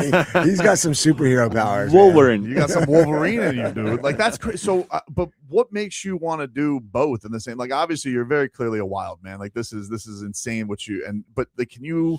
What made you feel like, yeah, I could do this? I'm gonna not only fight, but then I'm gonna perform after the fighting. Like, dude, bare knuckle is gnarly. We see the cuts that these guys get. Yeah, I just like music and I just like martial arts, And I was like, I'm gonna do the same stuff at the same night, And it's gonna be historical, and I want to be a part of that, Yeah. So I'm gonna take this risk. What came first for you? What was the first love? Was it music or fighting?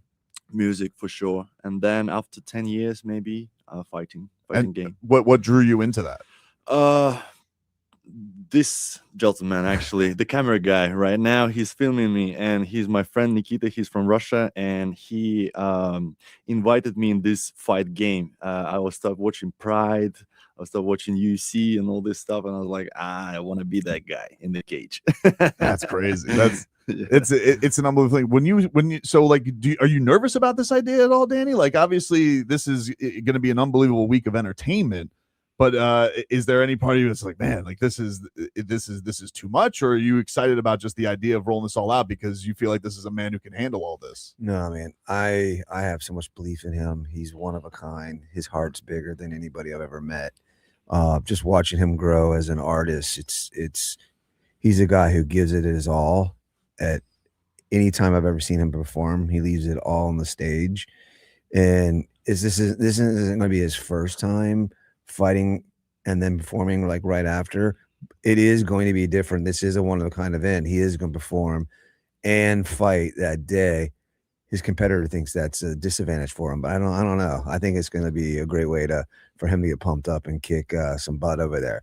But we're not worried about it because this guy's got the biggest heart. He's going to get up there. He's a guy who, no matter what, he's showing up at Welcome to Rockville right after. So I wanted to be part of it because it's the first time anything like this that's ever been done like this. So us at DWP, we love being part of things that are new, and I do have a lot of passion for fighting. And then when you can get bare knuckle and you get David, who is the pro, and this is the fastest growing combat sport right now. Yeah. I mean, I never want to say anything bad about like MMA, but man, bare knuckle, it is like there's so much energy. Yeah. It stays up, it doesn't go to the ground, doesn't get boring. There's so much action.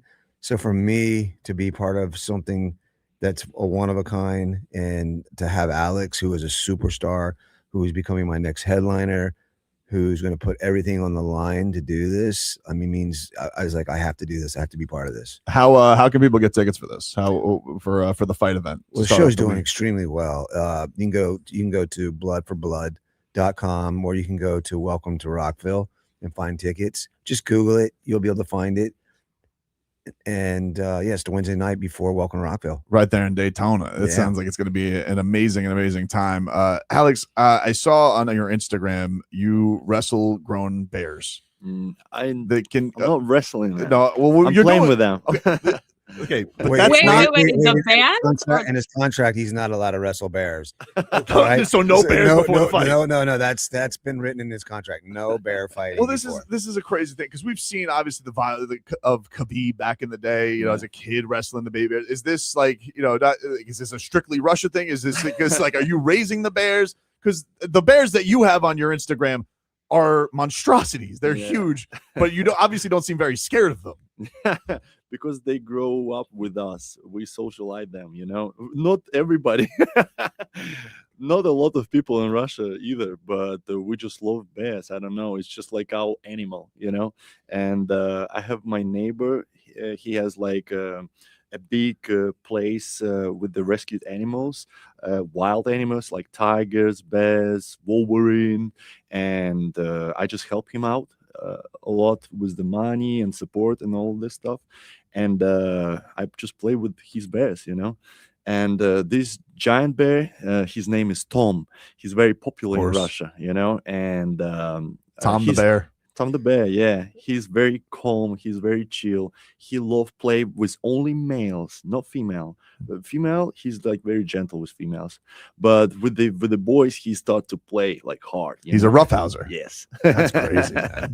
When I was watching Rocky fight the Russian, I didn't see any bear fighting. Maybe I was like, that wasn't a thing back then. I guess it's a thing now. No, it was. I remember the Khabib as a kid taking the baby. I was like, oh, that's probably gonna be straight. And I'm seeing this man out here. I'm like, that thing looks like the what was it? The one where Leonardo DiCaprio's in the damn forest. That's what he looks like he's taking on. This thing is a monster. Yeah, he's a monster, and actually, it's very scared because I was scared because no matter what, if it's like if it's raised with the humans and like, you know, socialized, it's still a bear. You don't know, and how could you stop them?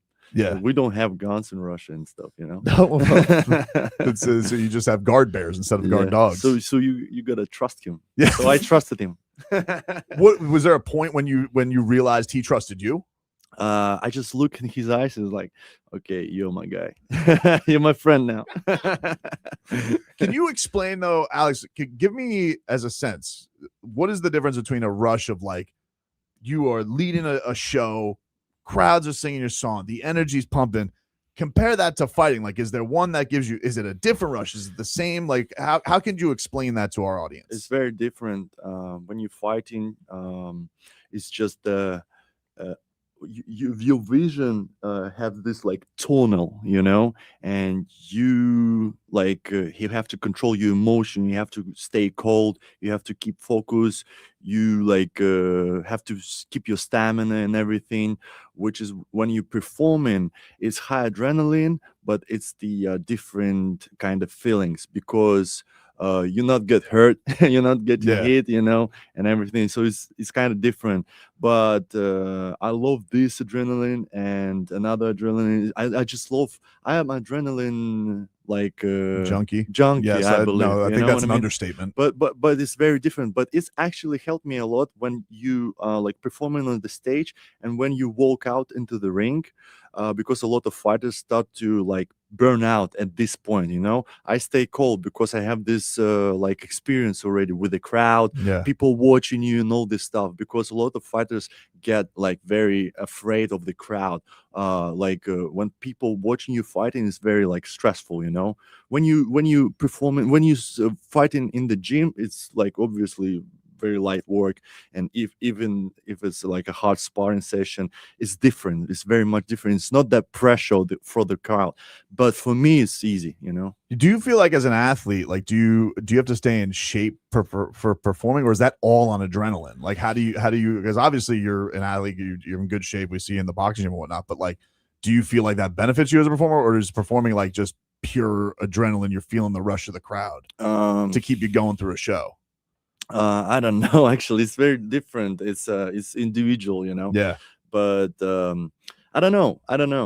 We can talk about this for ages. Yeah. Because for me, it's just very different. And when I performance helps me, because when I'm performing, I'm jumping, I'm screaming, I'm squeezing all my muscles, you know. So I spend in a lot of energy, like calories and stuff, so it might helpful with the performing when you're fighting and like when you're working out. So it's kind of similar, but it's different, you know. Some reason I always had to bring extra security to his stage anytime he performs.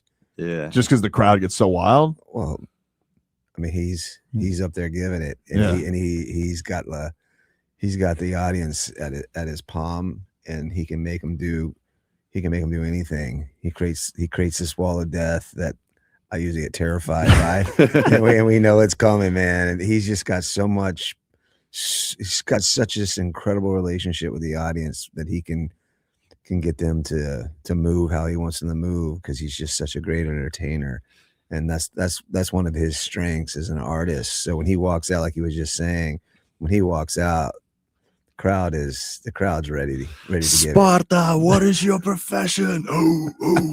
Exactly. So that's why I have extra security. Alex Terrible's in the studio with us. He's gonna be fighting in the main event of Blood for Blood on Wednesday, May 6th, the Ocean Center in Daytona Beach, Florida. You guys can get your tickets at blood4blood.com, and welcome to Rockville.com to kick off Welcome to Rockville week. How do you, like, for Dan, can you just explain, I guess, for our audience, the week that is ahead of the Welcome to Rockville? We do the ad reads, and we give away tickets. People are always fired up for this show, but if anybody's thinking about going there, hasn't experienced it, what can you, like, I guess, give the pitch to that as far as what they're going to be in for? Well, I think you're going to get, I mean, from having Guns N' Roses, the Foo Fighters, the My Chemical Romance, to Bring Me the Horizon. Obviously, we got this guy over here performing. You're getting about every genre that rock and metal and punk has. It's one of the greatest rock and roll weekends. What's great about being in Daytona, one, it is at the most iconic raceway. So when you're crossing that track, you get to see where Dale Earnhardt had his unfortunate. But there's something special when you walk across that track. There's something great just about being in Daytona. You can enjoy the festival. You can go hang out at the beach. We're about 4 miles from the ocean. There's the camping is just incredible. There's a great community. There's a lot of great hotels that surround it. I mean, it is what it is a vacation. Yeah. That's really what it's become. It's not a concert, it's a vacation. Peter Kahn's in the studio with us. Peter, I got a question for you because you've been around every type of fighting and event. When you were when this idea kind of came across your desk, what did you think about it? Because I know you've been at the highs of boxing events and been at bare knuckle and BKFC and all that. But what did you think when this was kind of presented? Look, I never heard anything like this, and the very thought of Alex fighting in the main event of an event that he's actually performing at too, and that's something we didn't touch on yet. Not only is it 4 real serious bare knuckle fights, right, with Alex fighting Cameron Delano, who's 1-0 in BKFC with a knockout. The guy's a professional bull rider with PBR. No joke. He's taken on a real top opponent. We have Jake Boswick, who's a BKFC fighter, MMA fighter. He's fighting in a solid fight. We have this big guy behind me, Kratos from Russia, who's coming in, and I think this is going to be an interesting people watching him fight. We have Killer B, who you've seen fight, Taylor, who's going to be fighting as well. But not to mention, then you have Slaughter to Prevail, you have Crowbar, you have Malevolence, and you have Black Label Society, all these bands playing. So it goes from fight to band to fight to band. And it's just a one-of-a-kind event. David Feldman, when he heard about it, of course, he was very interested, and BKFC's coming in to bring that top production on the bare knuckle side and the flow of the combat side. And of course, you got Danny Wimmer, who's the top festival promoter for decades in the US. There's just no one close with the top festivals. So it's just like this perfect marriage. It sounds like it's going to be incredible. I mean, it sounds like an unbelievable thing. Do you has there been any back and forth between you and your opponent so far, Alex? Like, has there been any of that? And do you like that back and forth? Are you excited about the promotion, or you don't have time for that kind of stuff? I mean, I'm just I'm a regular guy. I'm not like a beefer or something like that. I'm very chill. I'm very kind. I'm sweetheart, But when I step in the ring, for me, my opponent is my enemy, and I'm gonna kill him because he wanna kill me, So I very respectful with everybody, especially with the guys who is into this sport, because I know this is a tough sport, and especially bare knuckle, So I respect all the fighters no matter what. But when you step in the ring, for me, you're my biggest enemy, and I will rip you head off, you know. And the press conference went good, we were speaking. I believe my opponent never been in real fight yet, and he never got tested yet because he never got this pressure from opponent. I will give him this pressure, and he will know. He will learn. It's like Bear versus Bull. You guys are two adrenaline junkies, though. Yep, yeah. That's gonna. I mean, that's on. It's gonna be absolutely. Do you hope, Dan, like this is gonna be? Obviously, you want the event to go well, but do you see this like this could catch on? Because I could see like this being something of like the crowds, the music lovers loving something like this and seeing not only guys that they love watching perform, but now they're seeing them perform twice in 2 different skill sets. Like how, like if this catches on, like, do you feel like this could be something that is a wave for you guys? Well, it's Alex's idea, and I think this is the first of its kind, and we believe there's a future in it. And I know everybody's going to give it their all, but we're all talking like this is going to continue. He created this brand, and it's really going to be. We're going to leave there going, hey, let's do this again. I mean, everybody's giving their all. I think there's a great opportunity. Listen, when we do surveys and we try to find other things that a rock fan likes, combat sports is like the number one thing. So it's a natural fit. And we're also trying to figure out ways to bring other elements to fighting and vice versa, so we can help grow both things. I think this is a one of a kind. I don't think this will be one and done for sure. It sounds like it could catch on big time. Jennifer, you were you wanted to know about Alex's his signature growl? I did. I went on Google and I saw that you have a very good signature grout, and I'm very excited for this promotion. Like, this is a very sick event, and I'm so pumped up right now that I really want to. Thank you. Does that like hurt your voice? Like, how do you channel that? Like, do you only go to that at certain points? I mean, when I was like 14 years old, I started to practice my screams and extreme vocals, so it doesn't hurt me anymore, you know. But yeah, There's a specific way of doing it too. Also, I'm sure you've mastered that. yeah. Wow. That's incredible, dude. Hey, guys, I can't thank you enough for coming in here. Again, get your tickets. Yeah, we appreciate it. bloodforblood.com is where you guys get it, or welcome to rockville.com. May 6th, Ocean Center, Daytona Beach. Go watch our guy Alex Taylor fighting, and then go watch him perform for Slaughter for Prevail.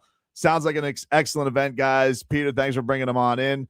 Appreciate Always you doing guys. fantastic work. And Danny, thank you for coming in, man. This Appreciate was a you blast. guys. This is great. We'll take a break here on the program, get back on into all the March Madness and whatnot here on a Friday, and back with more for this.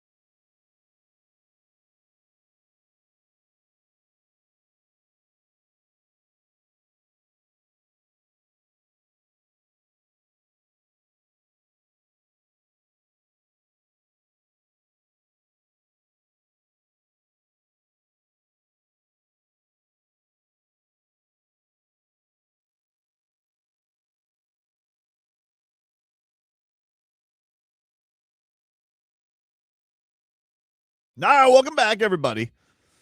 Tobin and Leroy here with you on FM 104.3 WQAM.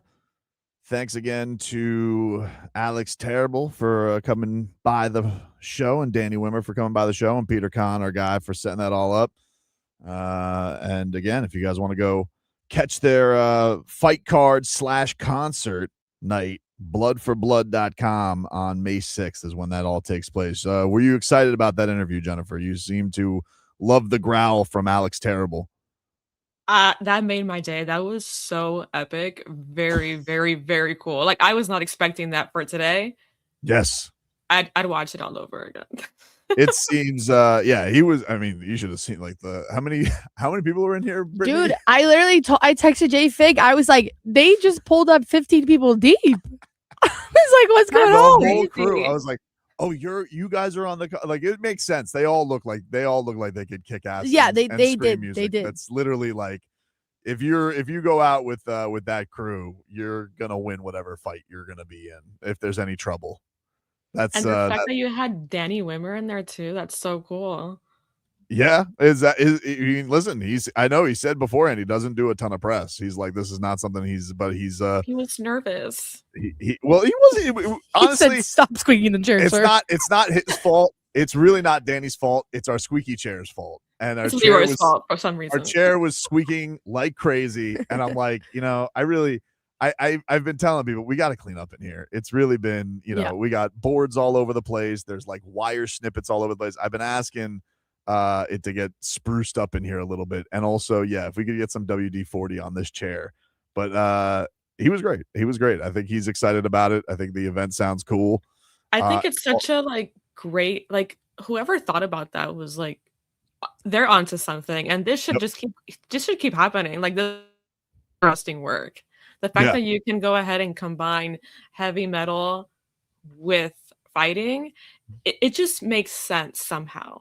I wanted to ask him before he got out of here, but I think it's probably akin to listen, fighters have after parties all the time, but he's just the after party. Like, they have a fight, even if they win or lose, they usually go and they celebrate one way or another, because they usually get their audience or their fans to come out and support them. But in this case, he's just the show. If he does it with his face stitched up, then I guess he does it with his face stitched up. But he's a wild man. Like, you could very much tell he's a wild man. Wild. This man has Tom the Bear, and he's fighting a bullfighter. Like, this is, these are not guys who have hugely established records, but they're going to be entertaining because they're both crazy people. And I'm telling you, I saw the videos of him with the bears. Honestly, there's some videos that are super cute because he's out there feeding the bears and cuddling with the bears. Super sweet. And also, he's such a brave man to even trust these animals to begin with, and then wrestling the actual bear. Yeah, no, that's crazy. It's crazy. At first, I thought you were joking because there's a band called I Wrestled a Bear, and I was like, oh, that's the band. No.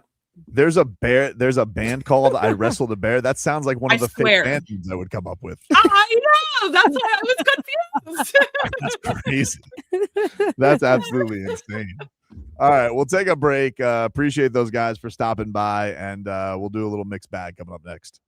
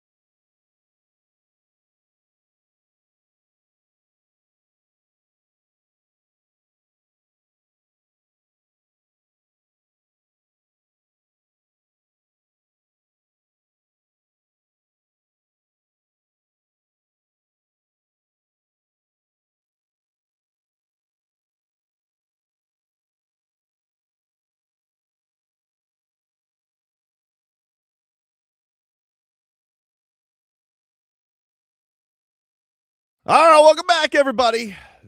Tobin and Leroy here with you as we got underway.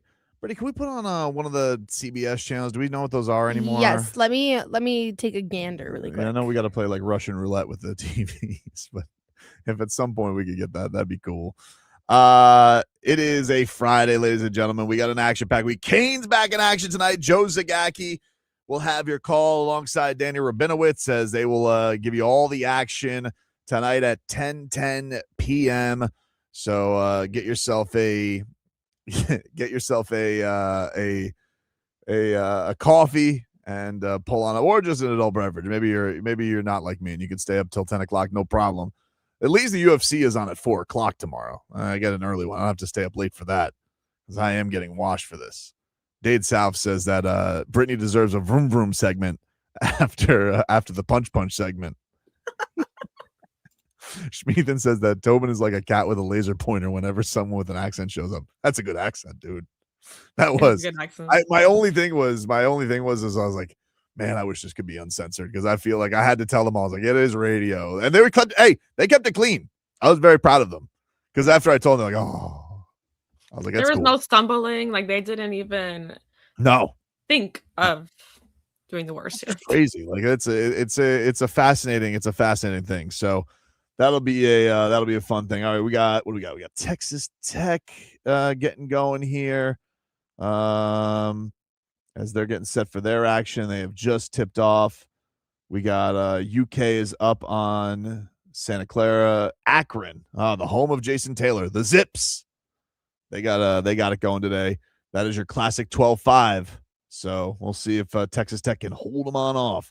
But in the meanwhile, let us get to the mix bag here on a Friday.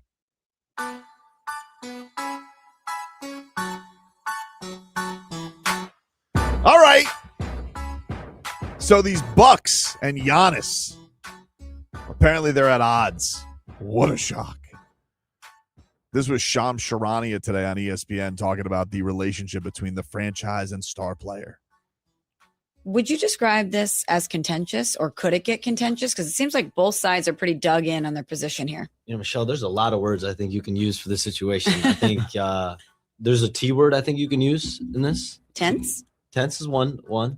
Keep going. Toxic? I think in a way. There's been sometimes mixed messages maybe behind the scenes. There's moments like, okay, we're going to, the team telling the player, we could win a championship now. Like Giannis was sold coming into the year on championship contention. That's what John Horst, the Bucks general manager, the coach Doc Rivers told Giannis, told ownership. And so when you set those expectations going into the year, and they've been in 11th place most of the season. And so they have a lot of questions long-term that they have to figure out, but obviously the Giannis one looms large, and they just have not been able to get on the same page about winning, about the future, about him.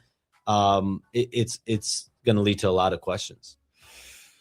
Look, either sign the extension or just move on. We're all sick of it. All right. This is a toxic relationship. That is the right T word to use.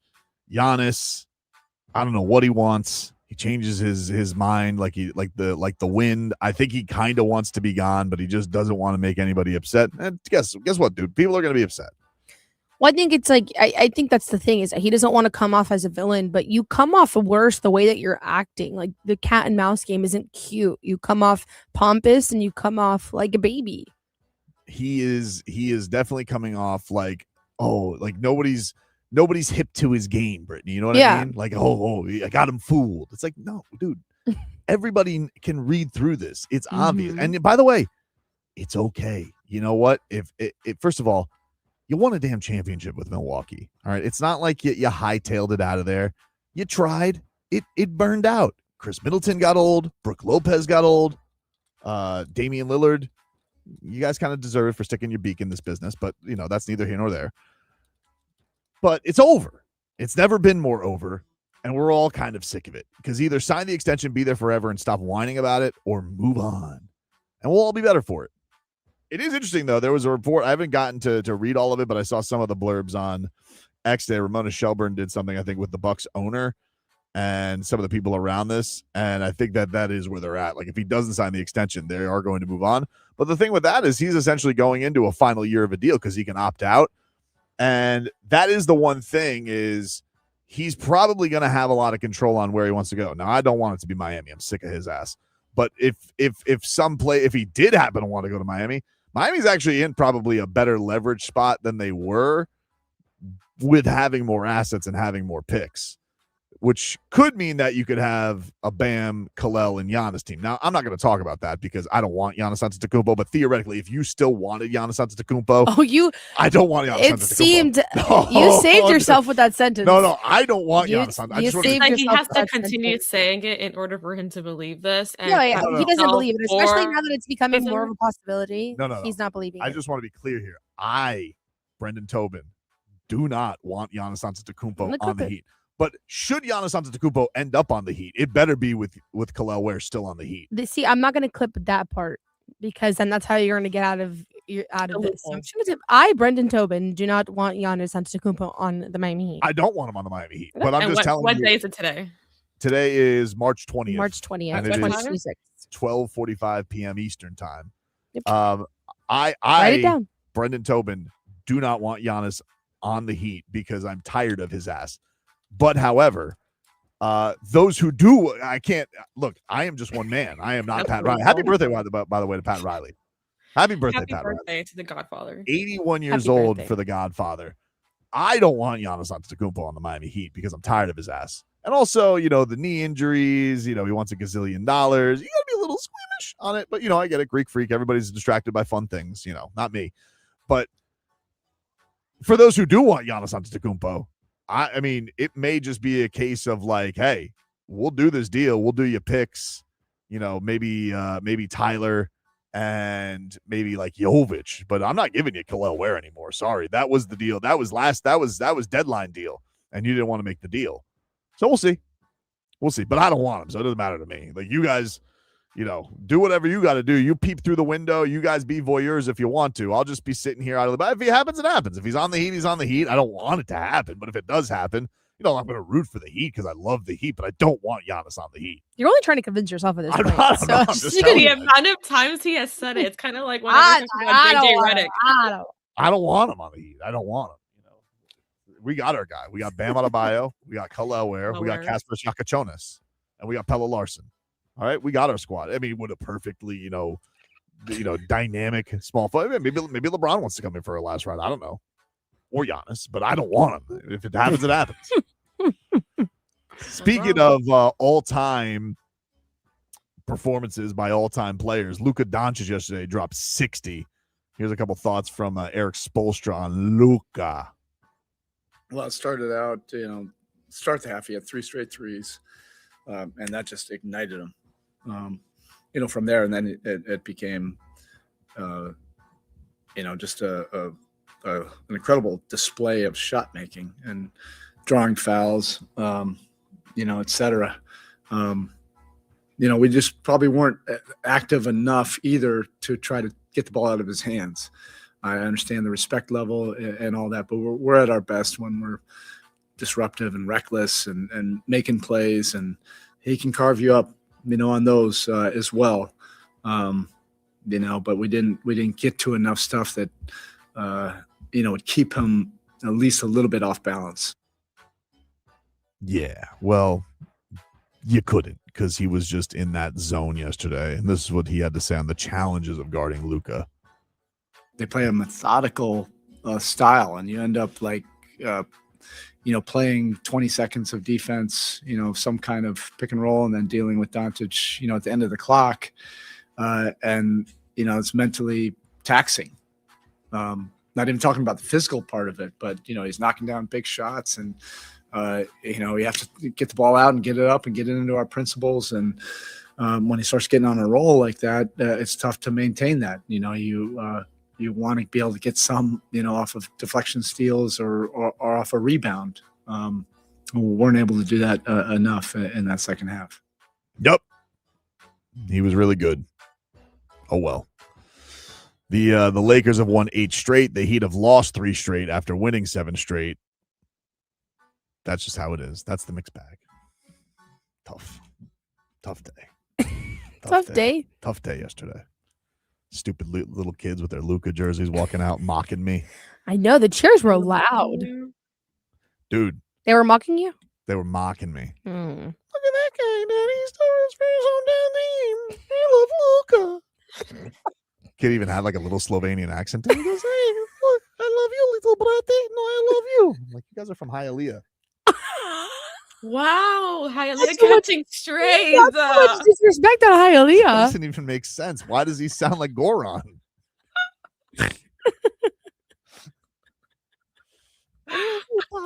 What? Stop talking like that. You don't sound like that. This is what Luka's done. don't to come you. out This is what Hialeah Luka's like done that. to you. And he talks so much bleep. He was having a ball out He there. really was. He really was. I'm sure JJ Redick, podcast boy, who almost blew that game, by the way. Let's not talk about that. This guy's so lucky that he has Luka Dončić. Let's be real about it. Yeah. I mean, he's not a real coach. Sits out there and he's just podcast boy.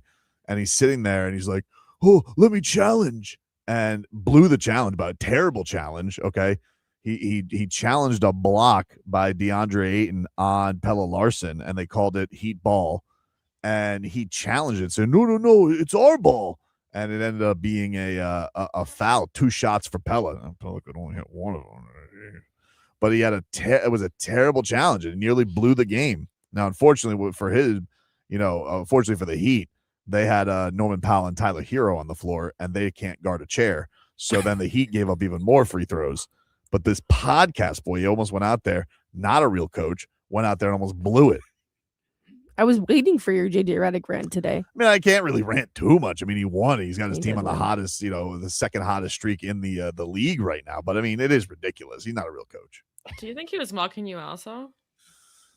I don't know. It was nice of him to at least show up on time this time, though. He didn't get hung up by Art Basel. It was good of JJ Redick to show up to his job on time. Podcast boy. Did you go to his presser? No, because I wanted to see if LeBron was working out. I really didn't care what podcast boy had to say. I wanted to see if LeBron was going to be out there, see if there was any to be honest with you, I was more interested in LeBron hobnobbery than I was podcast boy. You were on Hobnob Watch. I was on hobnob. He didn't really hobnob.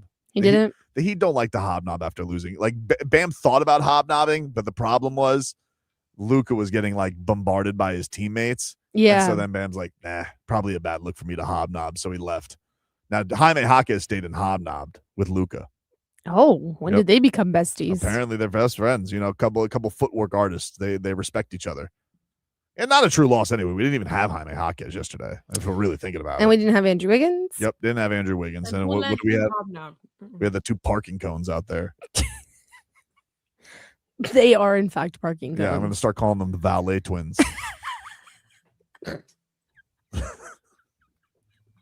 That's a good one. I'm gonna give you a point for that. That was a good one. Throw him the keys. Point for Toby. Just put Tyler Herro and Norm Powell in a couple of vests. Someone right away, make- Mr. Dončić, right this way. Someone Give make it that 2 minutes. please. Someone make that please and tag us on Twitter. Can we give you a ride X. to the rim? That's wild, actually. That's so good. Oh man. It's like it's good. It's great. You have to find Mike, joy. what if they get a flat? What? What if they get a flat? That's it. When they're hurt, they get a flat. When they call a flat, they got to call Bam to fix it. That's what happens. He's the mechanic. Hold on, I got to call my manager. Oh, he's not going to be happy about this. Yeah, I did it again. You gotta go out there and score 84 now. Tyler, what did you do this time? Oh, sorry, another fender bender. Use the Lambo this time. I would not be. Hold on, I'm happy. getting another call. Who's this? Hey, sorry, Bam, it's Norm. What did you do? You know how we have those spikes in the parking lot so people can't come back in? Yeah, I accidentally He hit backed up. reverse. Oh. He backed up. Hey, Coach, That's can how I the call, flat happened. Can I call Kalel to fix it? How much time do we have on the shift? 5 minutes. Can't trust him. Have the Valet twins figure it out, Bam.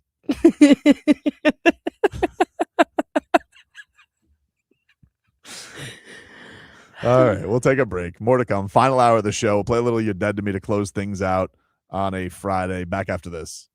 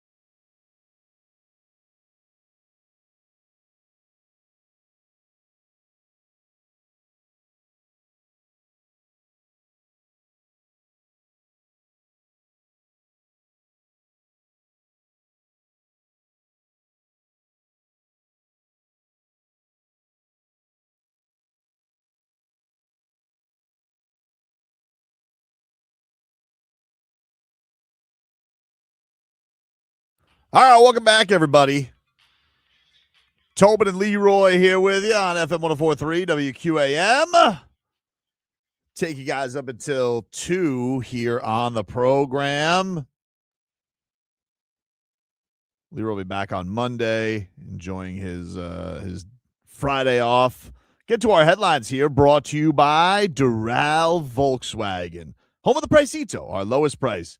Visit us at Doral Volkswagen or DoralVolkswagen.com as Dade South, he never disappoints. Whenever we need a bit, whenever we need a little help on a bit, who's there to always lift us up but Dade South, who is of course now provided us with some visuals here for us, for all those who are watching on YouTube and Twitch. 104.3 WQM on YouTube and Miami 104.3 WQM on Twitch. We present to you, got it, the Valet twins. Tyler Herro and Norm Powell. That's too good. And they look lost and confused too, And which they is do. fantastic. They're like, what just happened? We just let Luka go. No, you go. No, you go. When they see the car going in reverse. When they forgot to put the car in park. And it's just rolling. Wow. I mean, he nailed it down to the red vests and the bow ties, and Tyler still got the arm sleeve He on. still has the NBA arm. He forgot to clock out. Wow. We forgot to clock out. Too good. Karen says Herro looks like he would take a Lamborghini for a joyride. No, he absolutely Honestly. would. Posted on his story like if it belongs to him. Riding through a brickle. Oh my God. Crazy. Unbelievable. Oh man. All right, let me give you some scores here from March Madness as we are in full swing on day 2 here, as the Canes will be taking on Missouri tonight at 10:10. Right now, with about 9 minutes left in the first quarter, Texas Tech is on top of Akron 24-16. Texas Tech the 5 seed, Akron the 12 seed. And then at halftime right now, Santa Clara is on top of Kentucky. The Broncos on top of the Wildcats 31-29 at the half. So there's your action right now. Coming up at 1:35, so about the time we get to "You're Dead to Me," you got Long Island University, yes, the Sharks, taking on Pella Larson's Arizona Wildcats and Keyshawn Johnson's, who of course were 32-2 this season. They were a monster. They're 30.5-point favorites.Maybe we'll see if we have another scare. All the games have been rather close. I feel like there hasn't been crazy blowouts. A couple late ones last night, but I mean, Brittany, everybody was shook to their shoes with the Siena game. It's true. You know, those Siena guys have to feel terrible. Like, they should be proud because they definitely put squeaky cheeks onto Duke. But man, like, you were right there. Yep. They just ran out of gas, like you said, but all of their starters played the whole game. Yeah, it's a crazy thing because, like, you had this point where, like, 9 straight shots missed. Maybe you take out, like, one guy. Like, you got to have one guy on Siena who can play. There has to be somebody on that One bench. guy. I mean, I haven't followed Siena all season. I got to imagine he's got one guy who could give him a few minutes. Maybe that guy was injured. I don't know. I guess they don't have Siena Jaime Jaquez Jr. who could go out there. Maybe one of the Valet twins. They could have borrowed them. I don't know. Coming up after that at 1:50, you got Wright State and Virginia. You got Iowa State, the 2 seed, taking on Tennessee State at 2:50 p.m. So those are your games here within the next hour plus, as we're about to look like about to get into the way of the second half with Kentucky and Santa Clara, with UK down right now. My uncle is going to be very nervous right now. My uncle is a rabid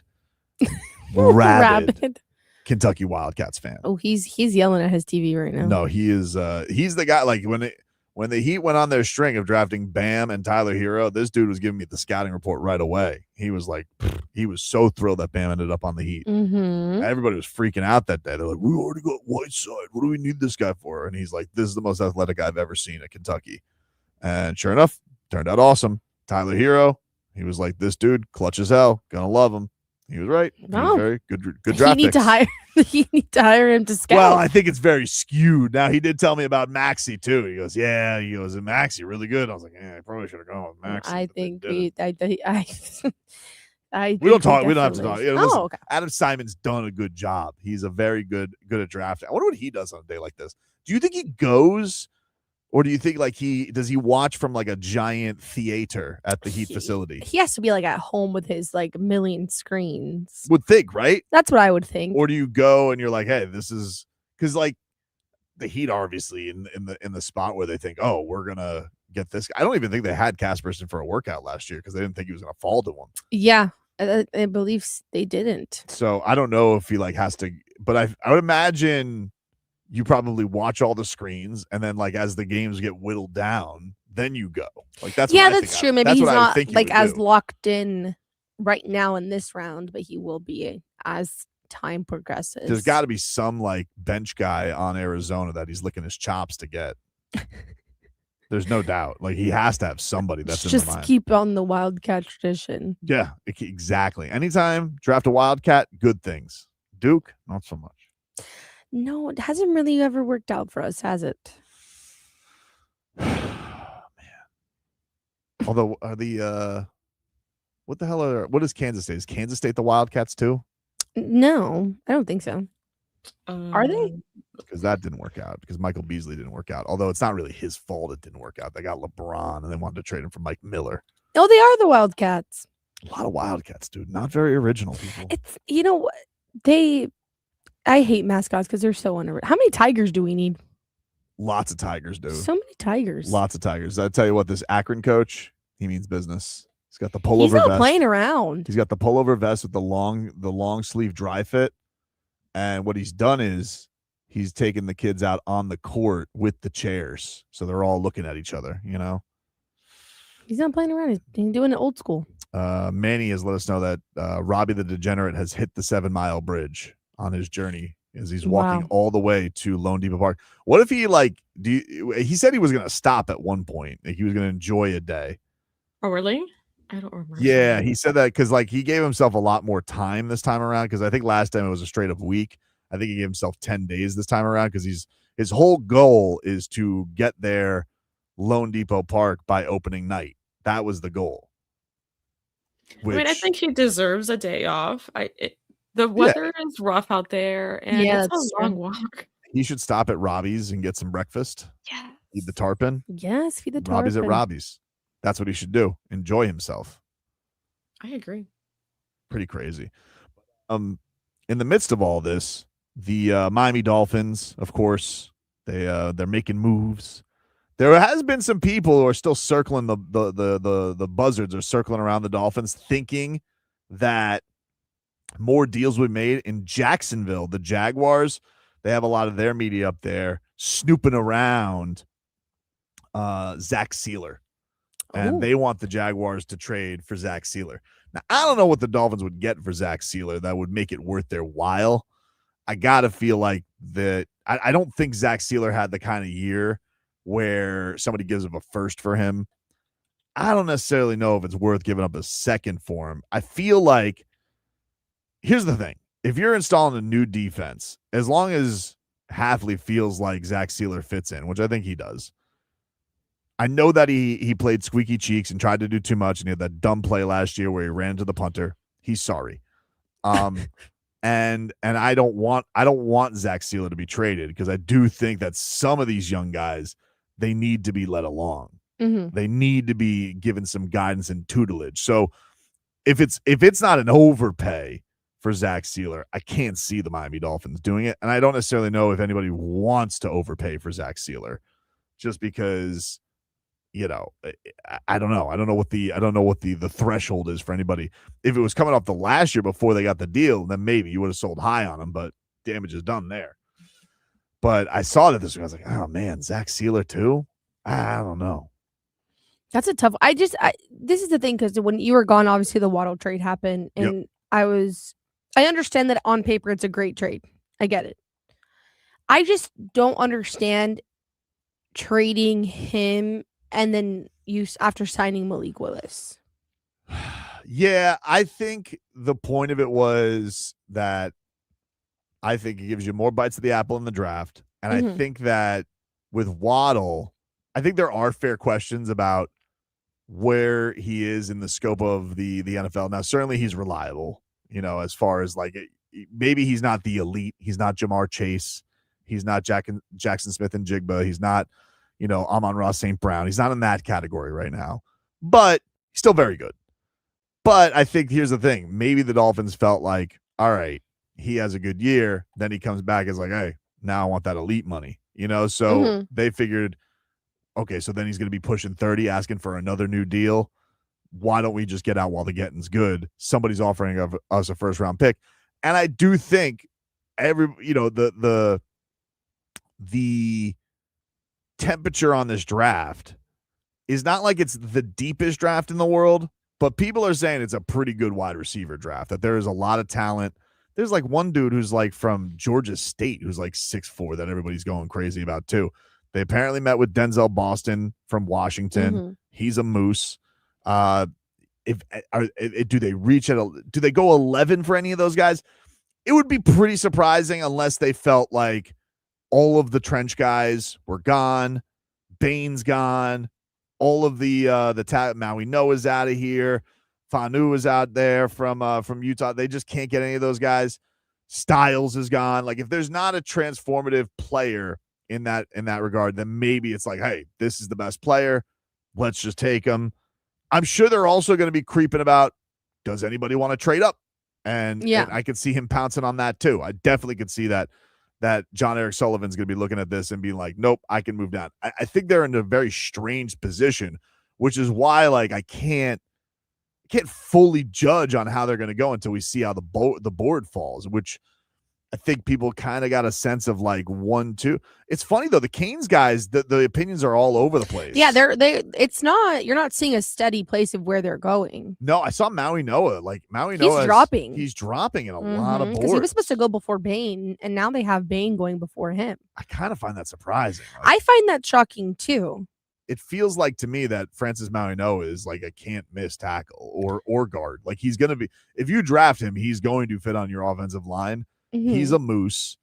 I don't really understand why that's happening. That's a little bit weird, but they just have these trends. Like they come out with these drafts, and like I remember Keldrick Falk was a guy that was going to the Dolphins at 11, and now I saw him at multiple drafts this week at like 30 on multiple people's drafts. I was like, hold on, you guys told me a week ago he was a top 10 pick. Yeah, that it's very confusing. So like there is a chance that Bain falls to Miami. Oh, would there be? He would love that. Let me tell you something right now. If that does happen, we're sending Troy Aikman a fruit basket, because if he's able to get these guys to get Ruben Bain, I mean, you talk about culture changer right now. That changes. Oh man, Zach Sealer and Ruben Bain. Oh my God. Halfley has to be like salivating at the thought. There's no shower. Good things don't happen to us. It's not no, good things don't say happen. that, That's but right. don't Like it's a new regime. Maybe they make went it in there with some. Yeah, maybe they went in there with some sage in the facility. We'll get some luck somehow. I mean, if Maui Noah falls to you, do you take him? Yes, absolutely. I agree. 100%. I don't know who the other guard's going to be, because like it goes on twofold. One, you can either have a backup plan for Austin Jackson should he go down, and you need that because he always gets hurt. Two, you could have him be one of your starting guards, and that way you could either have the dude that they brought in from LA, who they said they're going to let compete for a job, or you hopefully Savaianaya works out this year and plays much better. And maybe Maui Noah, maybe that connection there, because I do think they have a relationship, maybe that does better for it. But yeah, I would absolutely either one of those Canes guys. I could even be swayed into Mesidor too. I mean, I don't think at 11. It seems high, but he's also a monster. You can get him at the end of the first round. RMS says, if they both fell, who would you take, Bain or Ooh, Maui Noah? That's a good question. I'm strong on this. Like, I love Maui Noah. I'd take Ruben Bain.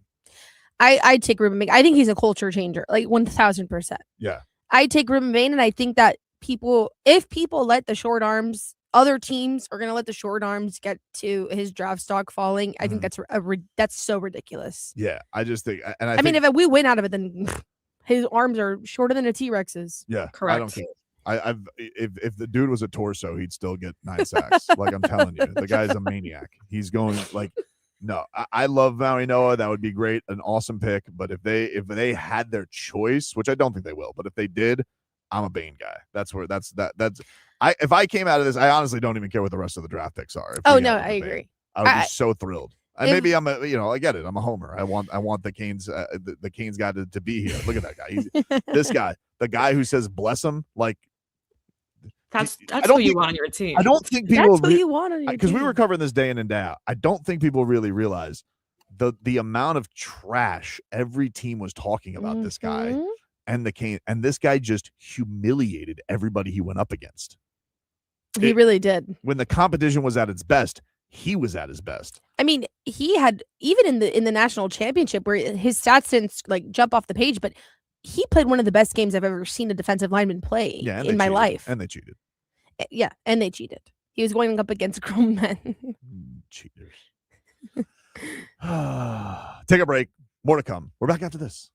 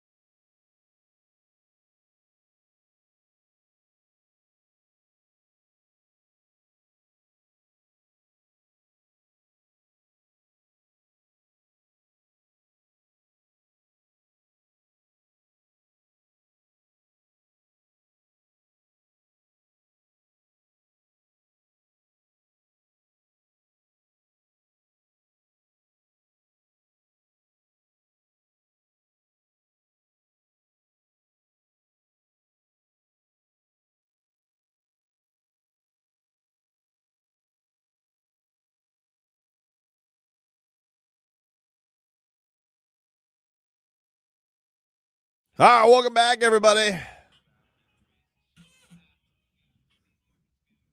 Tobin and Leroy here with you on FM 104.3 WQAM. Looks like we're about to get this second half underway between Kentucky and Santa Clara. We have Texas Tech up right now. 2 minutes left in the first half. Red Raiders are up 37-29 on the Akron Zips. So we'll see what happens there as we are underway. Canes, of course, you can hear that game right here tonight on FM 104.3 WQAM. Joe Zagacki will have your call alongside Danny Rabinowitz from St. Louis as the Canes get underway for first round action. Their reward for being the higher seed, playing the other team's home state. Seems fair. It's that, of course, that this happens. Yeah, of course it does. It's not surprising. It's not surprising. Listen, Malik Renew is not worried, okay? He's not. He ain't worried. All right. Ernest Ude is not worried. We ain't worried. Jay Lucas ain't worried. It's enough. It's crazy. I tell you what I am worried about. Not worried about, but I'm just like flummoxed by. What the holy hell is going on with everything with Secret Lives of Mormon Wives? Oh, yes. Let's talk about this. This is insane. Okay, My so whole world just spun out of control yesterday. Just every single time there was a new video that surfaced was insane. this is an insanity, and it feels like the other thing is that's crazy about it, because if you guys don't know, this is a show that's on Hulu. It's a big hit. It surrounds a group of Utah influencers known as Mom Talk, and they do their little TikTok dances and they've become influencers, and then they follow them around. But the star of this show is a woman named Taylor Frankie Paul, who the first story of Mormon Wives, I've said it's the craziest episode of reality TV I've ever watched, which surrounded this dispute where she ends up getting arrested with her not then baby daddy, but soon to be baby daddy, ex on again, off again boyfriend, this Dakota. And so they're going through, I guess, a custody battle because there's been recent domestic accusations hurled both ways, and he's trying to get sole custody. So yesterday, it appears him or somebody in his camp leaked a video of that dispute where it's very ugly. Taylor beats the hell out of him, throws a chair across the house. Seems like the chair clipped one of her kids. And basically, the other piece of news on this is this was supposed to be The Bachelorette, which is a huge show for ABC. Mm-hmm. And this firestorm basically burned up everything in their lives. Bachelorette has been pulled and canceled. It's already been shot. She was doing the press tour for it this week. And it very much seems like, I guess, the production of the show has been paused, and I don't imagine that the production of the show may even continue because of all of this. The thing is that they were going to start everything up on Sunday, and now it appears it's canceled. And then the amount of millions of dollars that have gone into this, I think it's like $2 million per episode. Crazy. So she's on the verge of getting sued. They have lost so much money. I also heard that there's a lot of airlines that make money based on airtime. So like whenever they show the, like, let's say if it's United or who knows, like whatever flight they take, that is airtime. So then they get paid off that. And since the airlines are not going to get paid because So like all the product placement you're saying in the show? Yep. That's crazy. That's insane. So it's just Taylor Frankie Paul. That's it. All her earnings are done for. Done. Like she's losing all of her business partners. It's completely like ethered at this point. And then the other crazy thing is like now all the other moms are getting thrown into things. There was a divorce that went public for Jesse yesterday. I know that they were on the skids, but the divorce got, I guess, made publicized yesterday. It was Taylor Frankie Paul who leaked that to get the heat off of her just a tad. I don't think that worked, but will Mom Talk survive all of it? And now Demi is getting thrown under the bus from that Mauricio drama. Now they're leaking, saying that she admitted to lying about the whole thing between them both. This is just cracking on TMZ right now. This whole entire mom talk is getting burned to the ground. It really. This is crazy. We're seeing a fall from greatness. All the hidden At the footage is moment. coming out right now, and that's I didn't even get to watch the new season. Yeah, Well, well, the now new that you know everything that happens, pretty much, right? Or no, you're not. I don't know currently anything online? I mean, I Okay. think I'm caught up. I don't even see a point in watching the season. Well, that's the This thing, is- because I was gonna say, she had relations with Dakota the night before she left for The Bachelorette, and that was filmed. Yeah, those two can't seem to stay away from each other. That's No, what it's- makes this it's- so damn toxic. And also, they do mention the whole thing of Jessie trying to figure out if she wanted to get divorced or not. Because if she were to get divorced, Jordan would take a majority of her money because of the prenup wasn't fully set on when they got married. Well, there's So not gonna that be much was money coming in now. yeah, but she's a businesswoman all on her own too. Oh, With I know. her She whole got the hair hair- thing, right? Yeah, Yeah, like she's gonna be fine. and apparently he's the one that filed. Yes. Yeah. Yes, I saw that. Can't believe this. Whitney's the one who's getting away scot-free. No, honestly, She's watch this turned season. turned She around. turned a new leaf. She really didn't turn a has. new leaf. I don't believe that she turned a new leaf. She's just excellent at TikTok. Well, you know No, what? I'm she happy for didn't her do it. because she's coming out. on She's coming top. out unscathed. She's coming out on top, and they all hated on her. This is crazy. And How she's did the how did one- this happen? I mean, she ruined mom talk in the first place, and now all of a sudden she's the golden child. This is crazy. I knew that. Fully. I feel it's crazy though, because it's like this Taylor Frankie Paul thing. Like her behavior is abhorrent. I can't really defend it, but I also feel bad because I definitely think she's a very damaged person. Well, I think that's the point. It's like, and we can get into like the psychoanalysis of it all, but I know like what I'm going to say seems like a moot point, but it's on production teams and on anybody who's on her team at all. The fact that you thought that person was mentally stable enough to go on The Bachelorette is crazy. She's clearly not ready to have a successful relationship. And I understand that The Bachelorette is not necessarily in these past years has become that.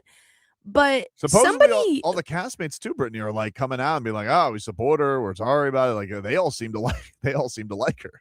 I don't understand that. I think they just feel bad for her. And they also know that she was their meal ticket for a long time. So to turn their back on her, I think would be like stupid. But at the end of the day, like she should have never been casted for that show.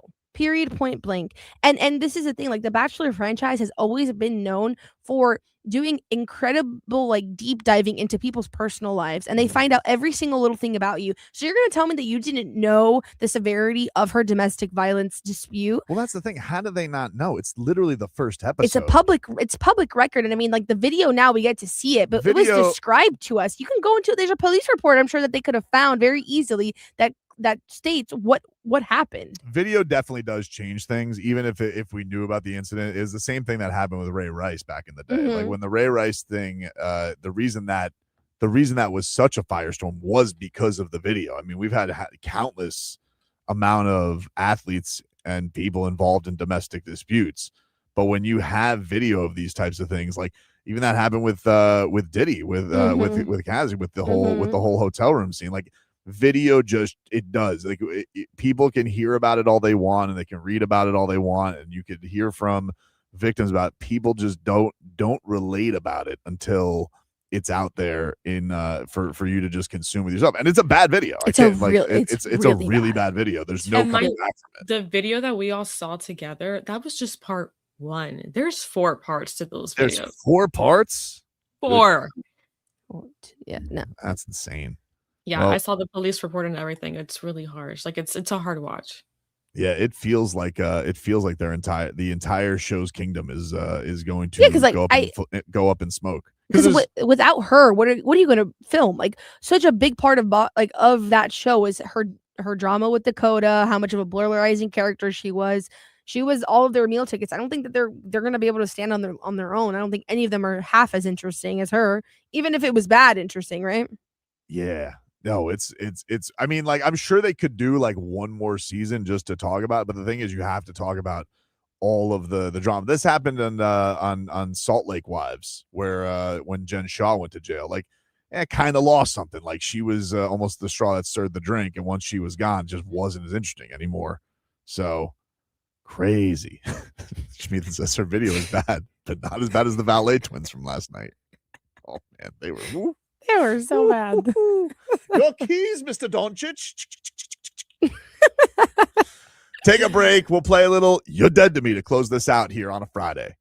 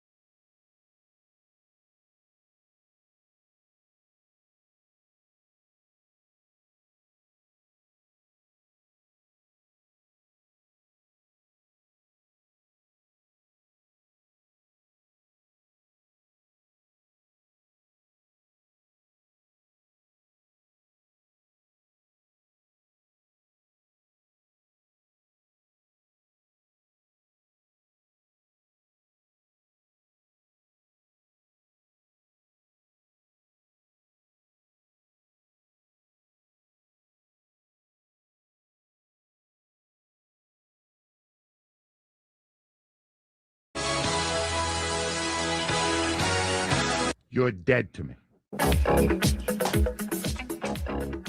Welcome back. Let's bury some people.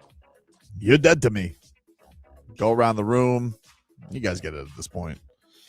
I was just reading something on Bro Bible about python blood being the secret to healthier weight loss. And I got to tell you, no judgment to anybody who uses anything to get healthy. Don't care. You know, people do whatever they got to do. But if you're using python blood, I got to be honest with you, I don't know what they're eating out there. Dusty Crumb told us all of the raccoons are missing. I get it. We got to find some resources for pythons. But if you're injecting python blood to get a little slimmer, you can make your jokes if you want, Schmeathan. You're dead to me. I can't. It's too much. You're dead to me. It's too much. It's crazy. It's a study from the University of Colorado. Why are they even studying it? There's no pythons over there. What do they know? Do you know that there's no pythons in Colorado? There's no pythons in Colorado. Too cold. How do you know? I don't know. Can they adapt to those temperatures? I don't know. Oh, evolution is a thing. There's no Rocky Mountain pythons. It's not a thing. Maybe there is. It's not a thing. There's rattlesnakes. That's crazy. I would never inject python. That's disgusting. Kind of like people doing the salmon sperm thing also on their face. Oh, I've tried that. Salmon? Yes, salmon sperm. Yeah. But it's topical. I'm not injecting salmon sperm into my face. How does that even work? Like, what does it do? It's really good for like anti-aging. I think I'll get old. It's just a serum. Is it now? Yeah, it's just a serum. And it's pink. Really? I think it's artificially colored, but it doesn't smell great either. Well, now I you will sold say. me if it's pink. If it's pink, does it come with glitter? Jennifer, who's dead to you? Honestly, the pink. my pink salmon sperm. Wow, you broke Tobin, I think. Anti-aging, dude. How is that crazy? It's crazier than injecting python blood. If it's not pink, you don't want it. I thought that I had pocket aces, and here you come over the top. You have you beat me. You beat my hand. I'm just sitting. I'm just like, whoa, she wins. I really didn't think it was crazy. It's an online trend. Everybody's doing it these days. Really? It really is. It's becoming like the whole skincare line. Medicube has come out with an entire skincare line based on. I got to be honest with you, though. I'm easily influenced. He's still done with the pink. Don't you think I look younger than 26? You look very young. I don't think you need salmon sperm. I don't think you need it. It seems like an unnecessary thing, but whatever, do you. But the fish, like I've heard of like the fish oil. Yeah. Why not? Is that what the fish oil is? No, that's different. Vitamins? That's actual fish oil, but this is literally it is like marketed as salmon sperm. Right. And it has like tightening agents for your face. Interesting. Is it proven? I don't know if it's proven, but I stopped using it, to be fair. Why? Why? Because I didn't like the smell. Huh. I don't like just the way salmon smells. I couldn't even imagine. People did use snail mucin. Snail mucin. Yeah, you that know was what? another That kind of big tripped me out a little bit because the way that it would just, I'm not even gonna. It would congeal. I'll say the word. Crazy, man. I'm sorry, I didn't mean to take your thunder. I didn't think that was such a crazy thing. You didn't take my thunder, trust me. Trust me, dude. So that's who's dead to you, Jennifer? It's me? No. Honestly, I can't think of many things that are dead to me this week. Not even Aside JJ from things Redick? I probably cannot say on air. No, not JJ Redick. That's you every week. Honestly. That's only you. Do you want to do another dead to me? Do you want to forfeit your dead to No, me? I don't want to forfeit it. I mean, the No, I'm pipe- saying J Fig. Oh, well, but since we were already on the topic, also, I did run into this during break. Apparently, they were also going to have Taylor Frankie Paul on Vacation at Sea, Bachelor Nation or whatever, and they cut her before ABC even saw the video and decided to stop all promotion and air the show, which is a little fishy, even more fishier than the Salmons. Exactly, dude. Crazy. Brittany, who's dead to you? Okay, so is it JJ Redick? It Yeah. absolutely is not JJ Redick. You know I love JJ Redick. Very strange. It's not strange. Just a podcaster. All of a sudden, he just gets gifted a coaching job. Chris Quinn's out here grinding. Chris Quinn could podcast if he wants to podcast. The thing is, like, I think you're the one and only fighter of this fight. Of course I am. I mean, well, how could you? Everybody's like, oh, he's the next Pat Riley. He is? Why? Because he podcasts? Anyway, stupid win streak. I can tell Luka, hey, Luka, go crazy. Oh, what a coach I am. Coach Tobin. Coach Tobin. You know what? I'm also upset that Luka, Leroy Luka has said- not answered. What did? Oh, He's about Chuck enjoying Norris? golf. I don't care. Oh, Wow. All right. I don't Answer care. my message. About Chuck Norris? Yeah. Still, he hasn't answered that? Exactly. He needs to know. Oh, God. That's crazy. Okay, so I do actually have a very serious story for Okay. You're Dead to Me. It's not serious necessarily, but it's buckle up. I've been waiting all week to say this story. Wow. So, as you may know, I went to Disney last weekend. I did see that you went to Yeah, I Disney. Did did. you have a good time? I had a great time until it was ruined Whoa. by the person that is dead to me. So, Was it Mickey? huh? Was it Mickey? No, I don't blame Mickey. And I don't blame Disney. I blame the worker at Disney. I blame one of the cast members at Disney. I won't say his name What was because he we do dressed have to as? appeal the process, and there's also an active investigation going against him. What? So no, this is this is a really I'm telling when I tell you to buckle up, I mean When, buckle up. when you say character or A cast it's member, cast member. Mhm. costume? No, he wasn't in a costume. He was like some sort of sanitation worker, Oh, okay. and he decided to ruin our day. So I'm going to tell you about it now. We're having a wonderful time. We went for one of my best friend's brother's 21st birthday, so we were doing drinking around the world as one does in Epcot, and we're having a blast. And I am a massive Ratatouille enthusiast. If you saw my Instagram, then you saw that I was wearing Remy Ratatouille ears and Remy on my shoulder all day. I was so excited. All I could talk about for months and months was being able to go to the France Pavilion Mhm. and I'm go not gonna on lie. the Remy ride. Well, that was rudely interrupted by one of these cast members who decided to kick out and ban one of the people in our group. Why? Banned for life from Disney. Banned Cannot- for life? Banned for life. I gotta ask, what did your friend do? So it's actually a really and listen, I am a rule follower. I don't like I'm very scared of authority. I don't like getting in trouble. I have always been very, straight and narrow. Well, obviously we're like 8 drinks in at this point. We're in the France Pavilion. We're getting some frosés before we to go hop on to Remy's Ratatouille adventure. Right.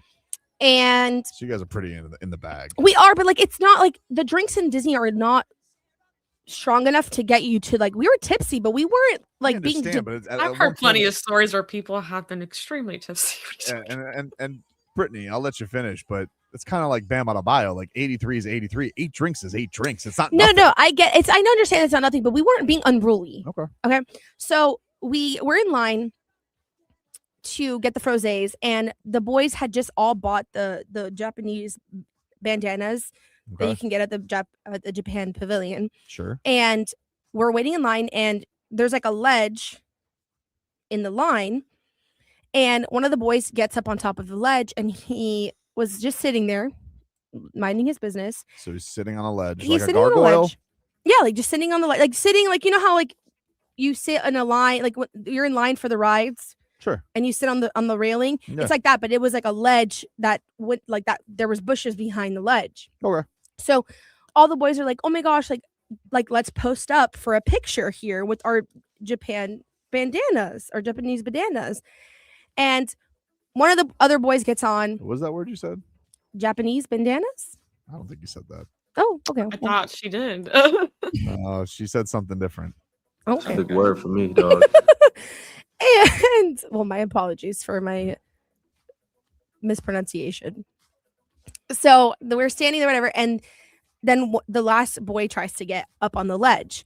Well, he's a lot shorter than the rest of the guys, so he's trying really hard to get up on this ledge. And I guess he overcorrects himself and he falls, like, you know when you like miss a ledge and you fall back into a bush? Yes. Okay, so he falls back into the bush, right? Obviously, we're laughing because it's one of the funniest things I've ever seen. Falling into a bush is objectively funny. It's objectively hilarious. Always. Well, apparently the cast member didn't think so. So he gets back up from the bush and we're like, oh my gosh, whatever, ha ha ha, laughing. All of a sudden, the cast member just comes up to me and he's like, hey, you're coming with me. Wow. Like, he came out of nowhere. I have no idea where Was he he came the from. groundskeeper? I have no Maybe you idea ruined who his he was. artwork. Like, nobody could answer that question for me. I was like, who is this man? Are Like, you what sure does he do? Did he turn that bush into a ratatouille? And so, like, he was upset that you ruined his artwork? Because they make those fancy bushes at Epcot. They do, but it wasn't a fancy bush. It was just a bush that was like guarding from the pond. Like, it wasn't anything. After he fell in it. No, it was fine. He literally fell like in between the ledge and the bush. Like, he barely fell into the bush. Okay. So then he gets up to the front. There's cops waiting for him. There's the head of security. Yes, cops. The head, like, sheriff's department of Orange County was waiting for him. They were all waiting for him, and he was like, listen, like, I slipped and like I was trying to take a picture. I slipped and fell. Like, maybe my bad, but like, can you just give me a warning? Like, whatever. Like, he was like, the cast member was standing right there. He saw us get on the sledge. He could have said, hey, don't do that. But you didn't. You watched us do it and then proceeded to just like blame me for it. So they considered this going out of bounds and trespassing. So he got banned from Disney. He got banned from Disney for life for trespassing. You got to keep 2 feet in bounds. And he can't. You don't think this is a ridiculous story? Like, you don't think that this is crazy? Yeah. I don't think it's not a ridiculous Why is the Valet twins on this? I don't know. It seems like something they do. It does seem like something. So he got banned from Disney. They were like, you should be lucky that you didn't get arrested. Arrested for falling? Exactly. So he gets banned from Disney for life now, and we can appeal it in a year. Wow. -1 for A me. year? No, You can minus appeal one in the a cast year. member. Oh yeah, -1 It's to the cast member. dramatic. I literally went to guest services and I said, "Who? This is the cast member's name. Just This is love where the- he's from." Love the idea of them having to go up to Mickey Mouse. He's like, you guys are gonna be trying to get back your eligibility. Oh boy. So yeah, the cast member whose name I won't say because, whatever, I'm not that bad. He's dead to me because he ruined my trip and I didn't get to ride Remy.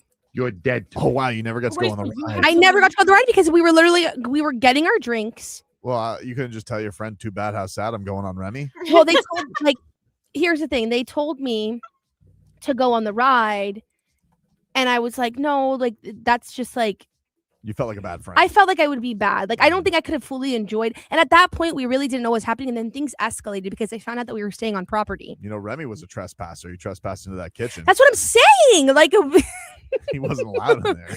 so You don't watch this movie. A rat cooking your food. you've never seen Ratatouille? I've never seen it. And also, I thought you were Oh, wearing Winnie the Pooh ears. I was wearing Winnie the Pooh ears, but then the next day I wore Oh, okay. I How wore did you not Remy. know she had multiple ears, Jennifer? Like, I'm did you so see my sorry. picture of me feeding Remy? I was feeding Remy a turkey leg. I don't know if I saw that. Oh, okay. How Cool. about that? Remy on her shoulder. It was on my shoulder. Yes. Well, So- I'm sorry that your Disney trip was ruined by the anonymous Disney cast member. Is your idea here almost like a traffic ticket? You're hoping that he doesn't testify at your appeal? Well, the thing is about me. Like, I'm not banned from Disney, so I don't really care Oh, what happens. but your friend is. But my friend is banned from Disney, so You guys need to be able How to handle close your are you? food. Sounds like you guys. we're not that close. You guys need to handle your frosé better. Me, I didn't do anything. I was just trying to go on Remy's Ratatouille adventure. That's all I cared about. How short is he that he can't get on the ledge? He's That's shorter than actually me. very concerning. He's shorter than me. Wow, a wee Poor man. guy. And we lad. That's our show, everybody. Have a great rest of your weekend. Go Canes. Heat, please. And we'll talk to you rascals on Monday. Giannis Antetokounmpo is getting back in my good graces is if he saves Sonny Bunny from a fire, or as we say in German, Unspieden skate. I'll see y'all when I see y'all. Tech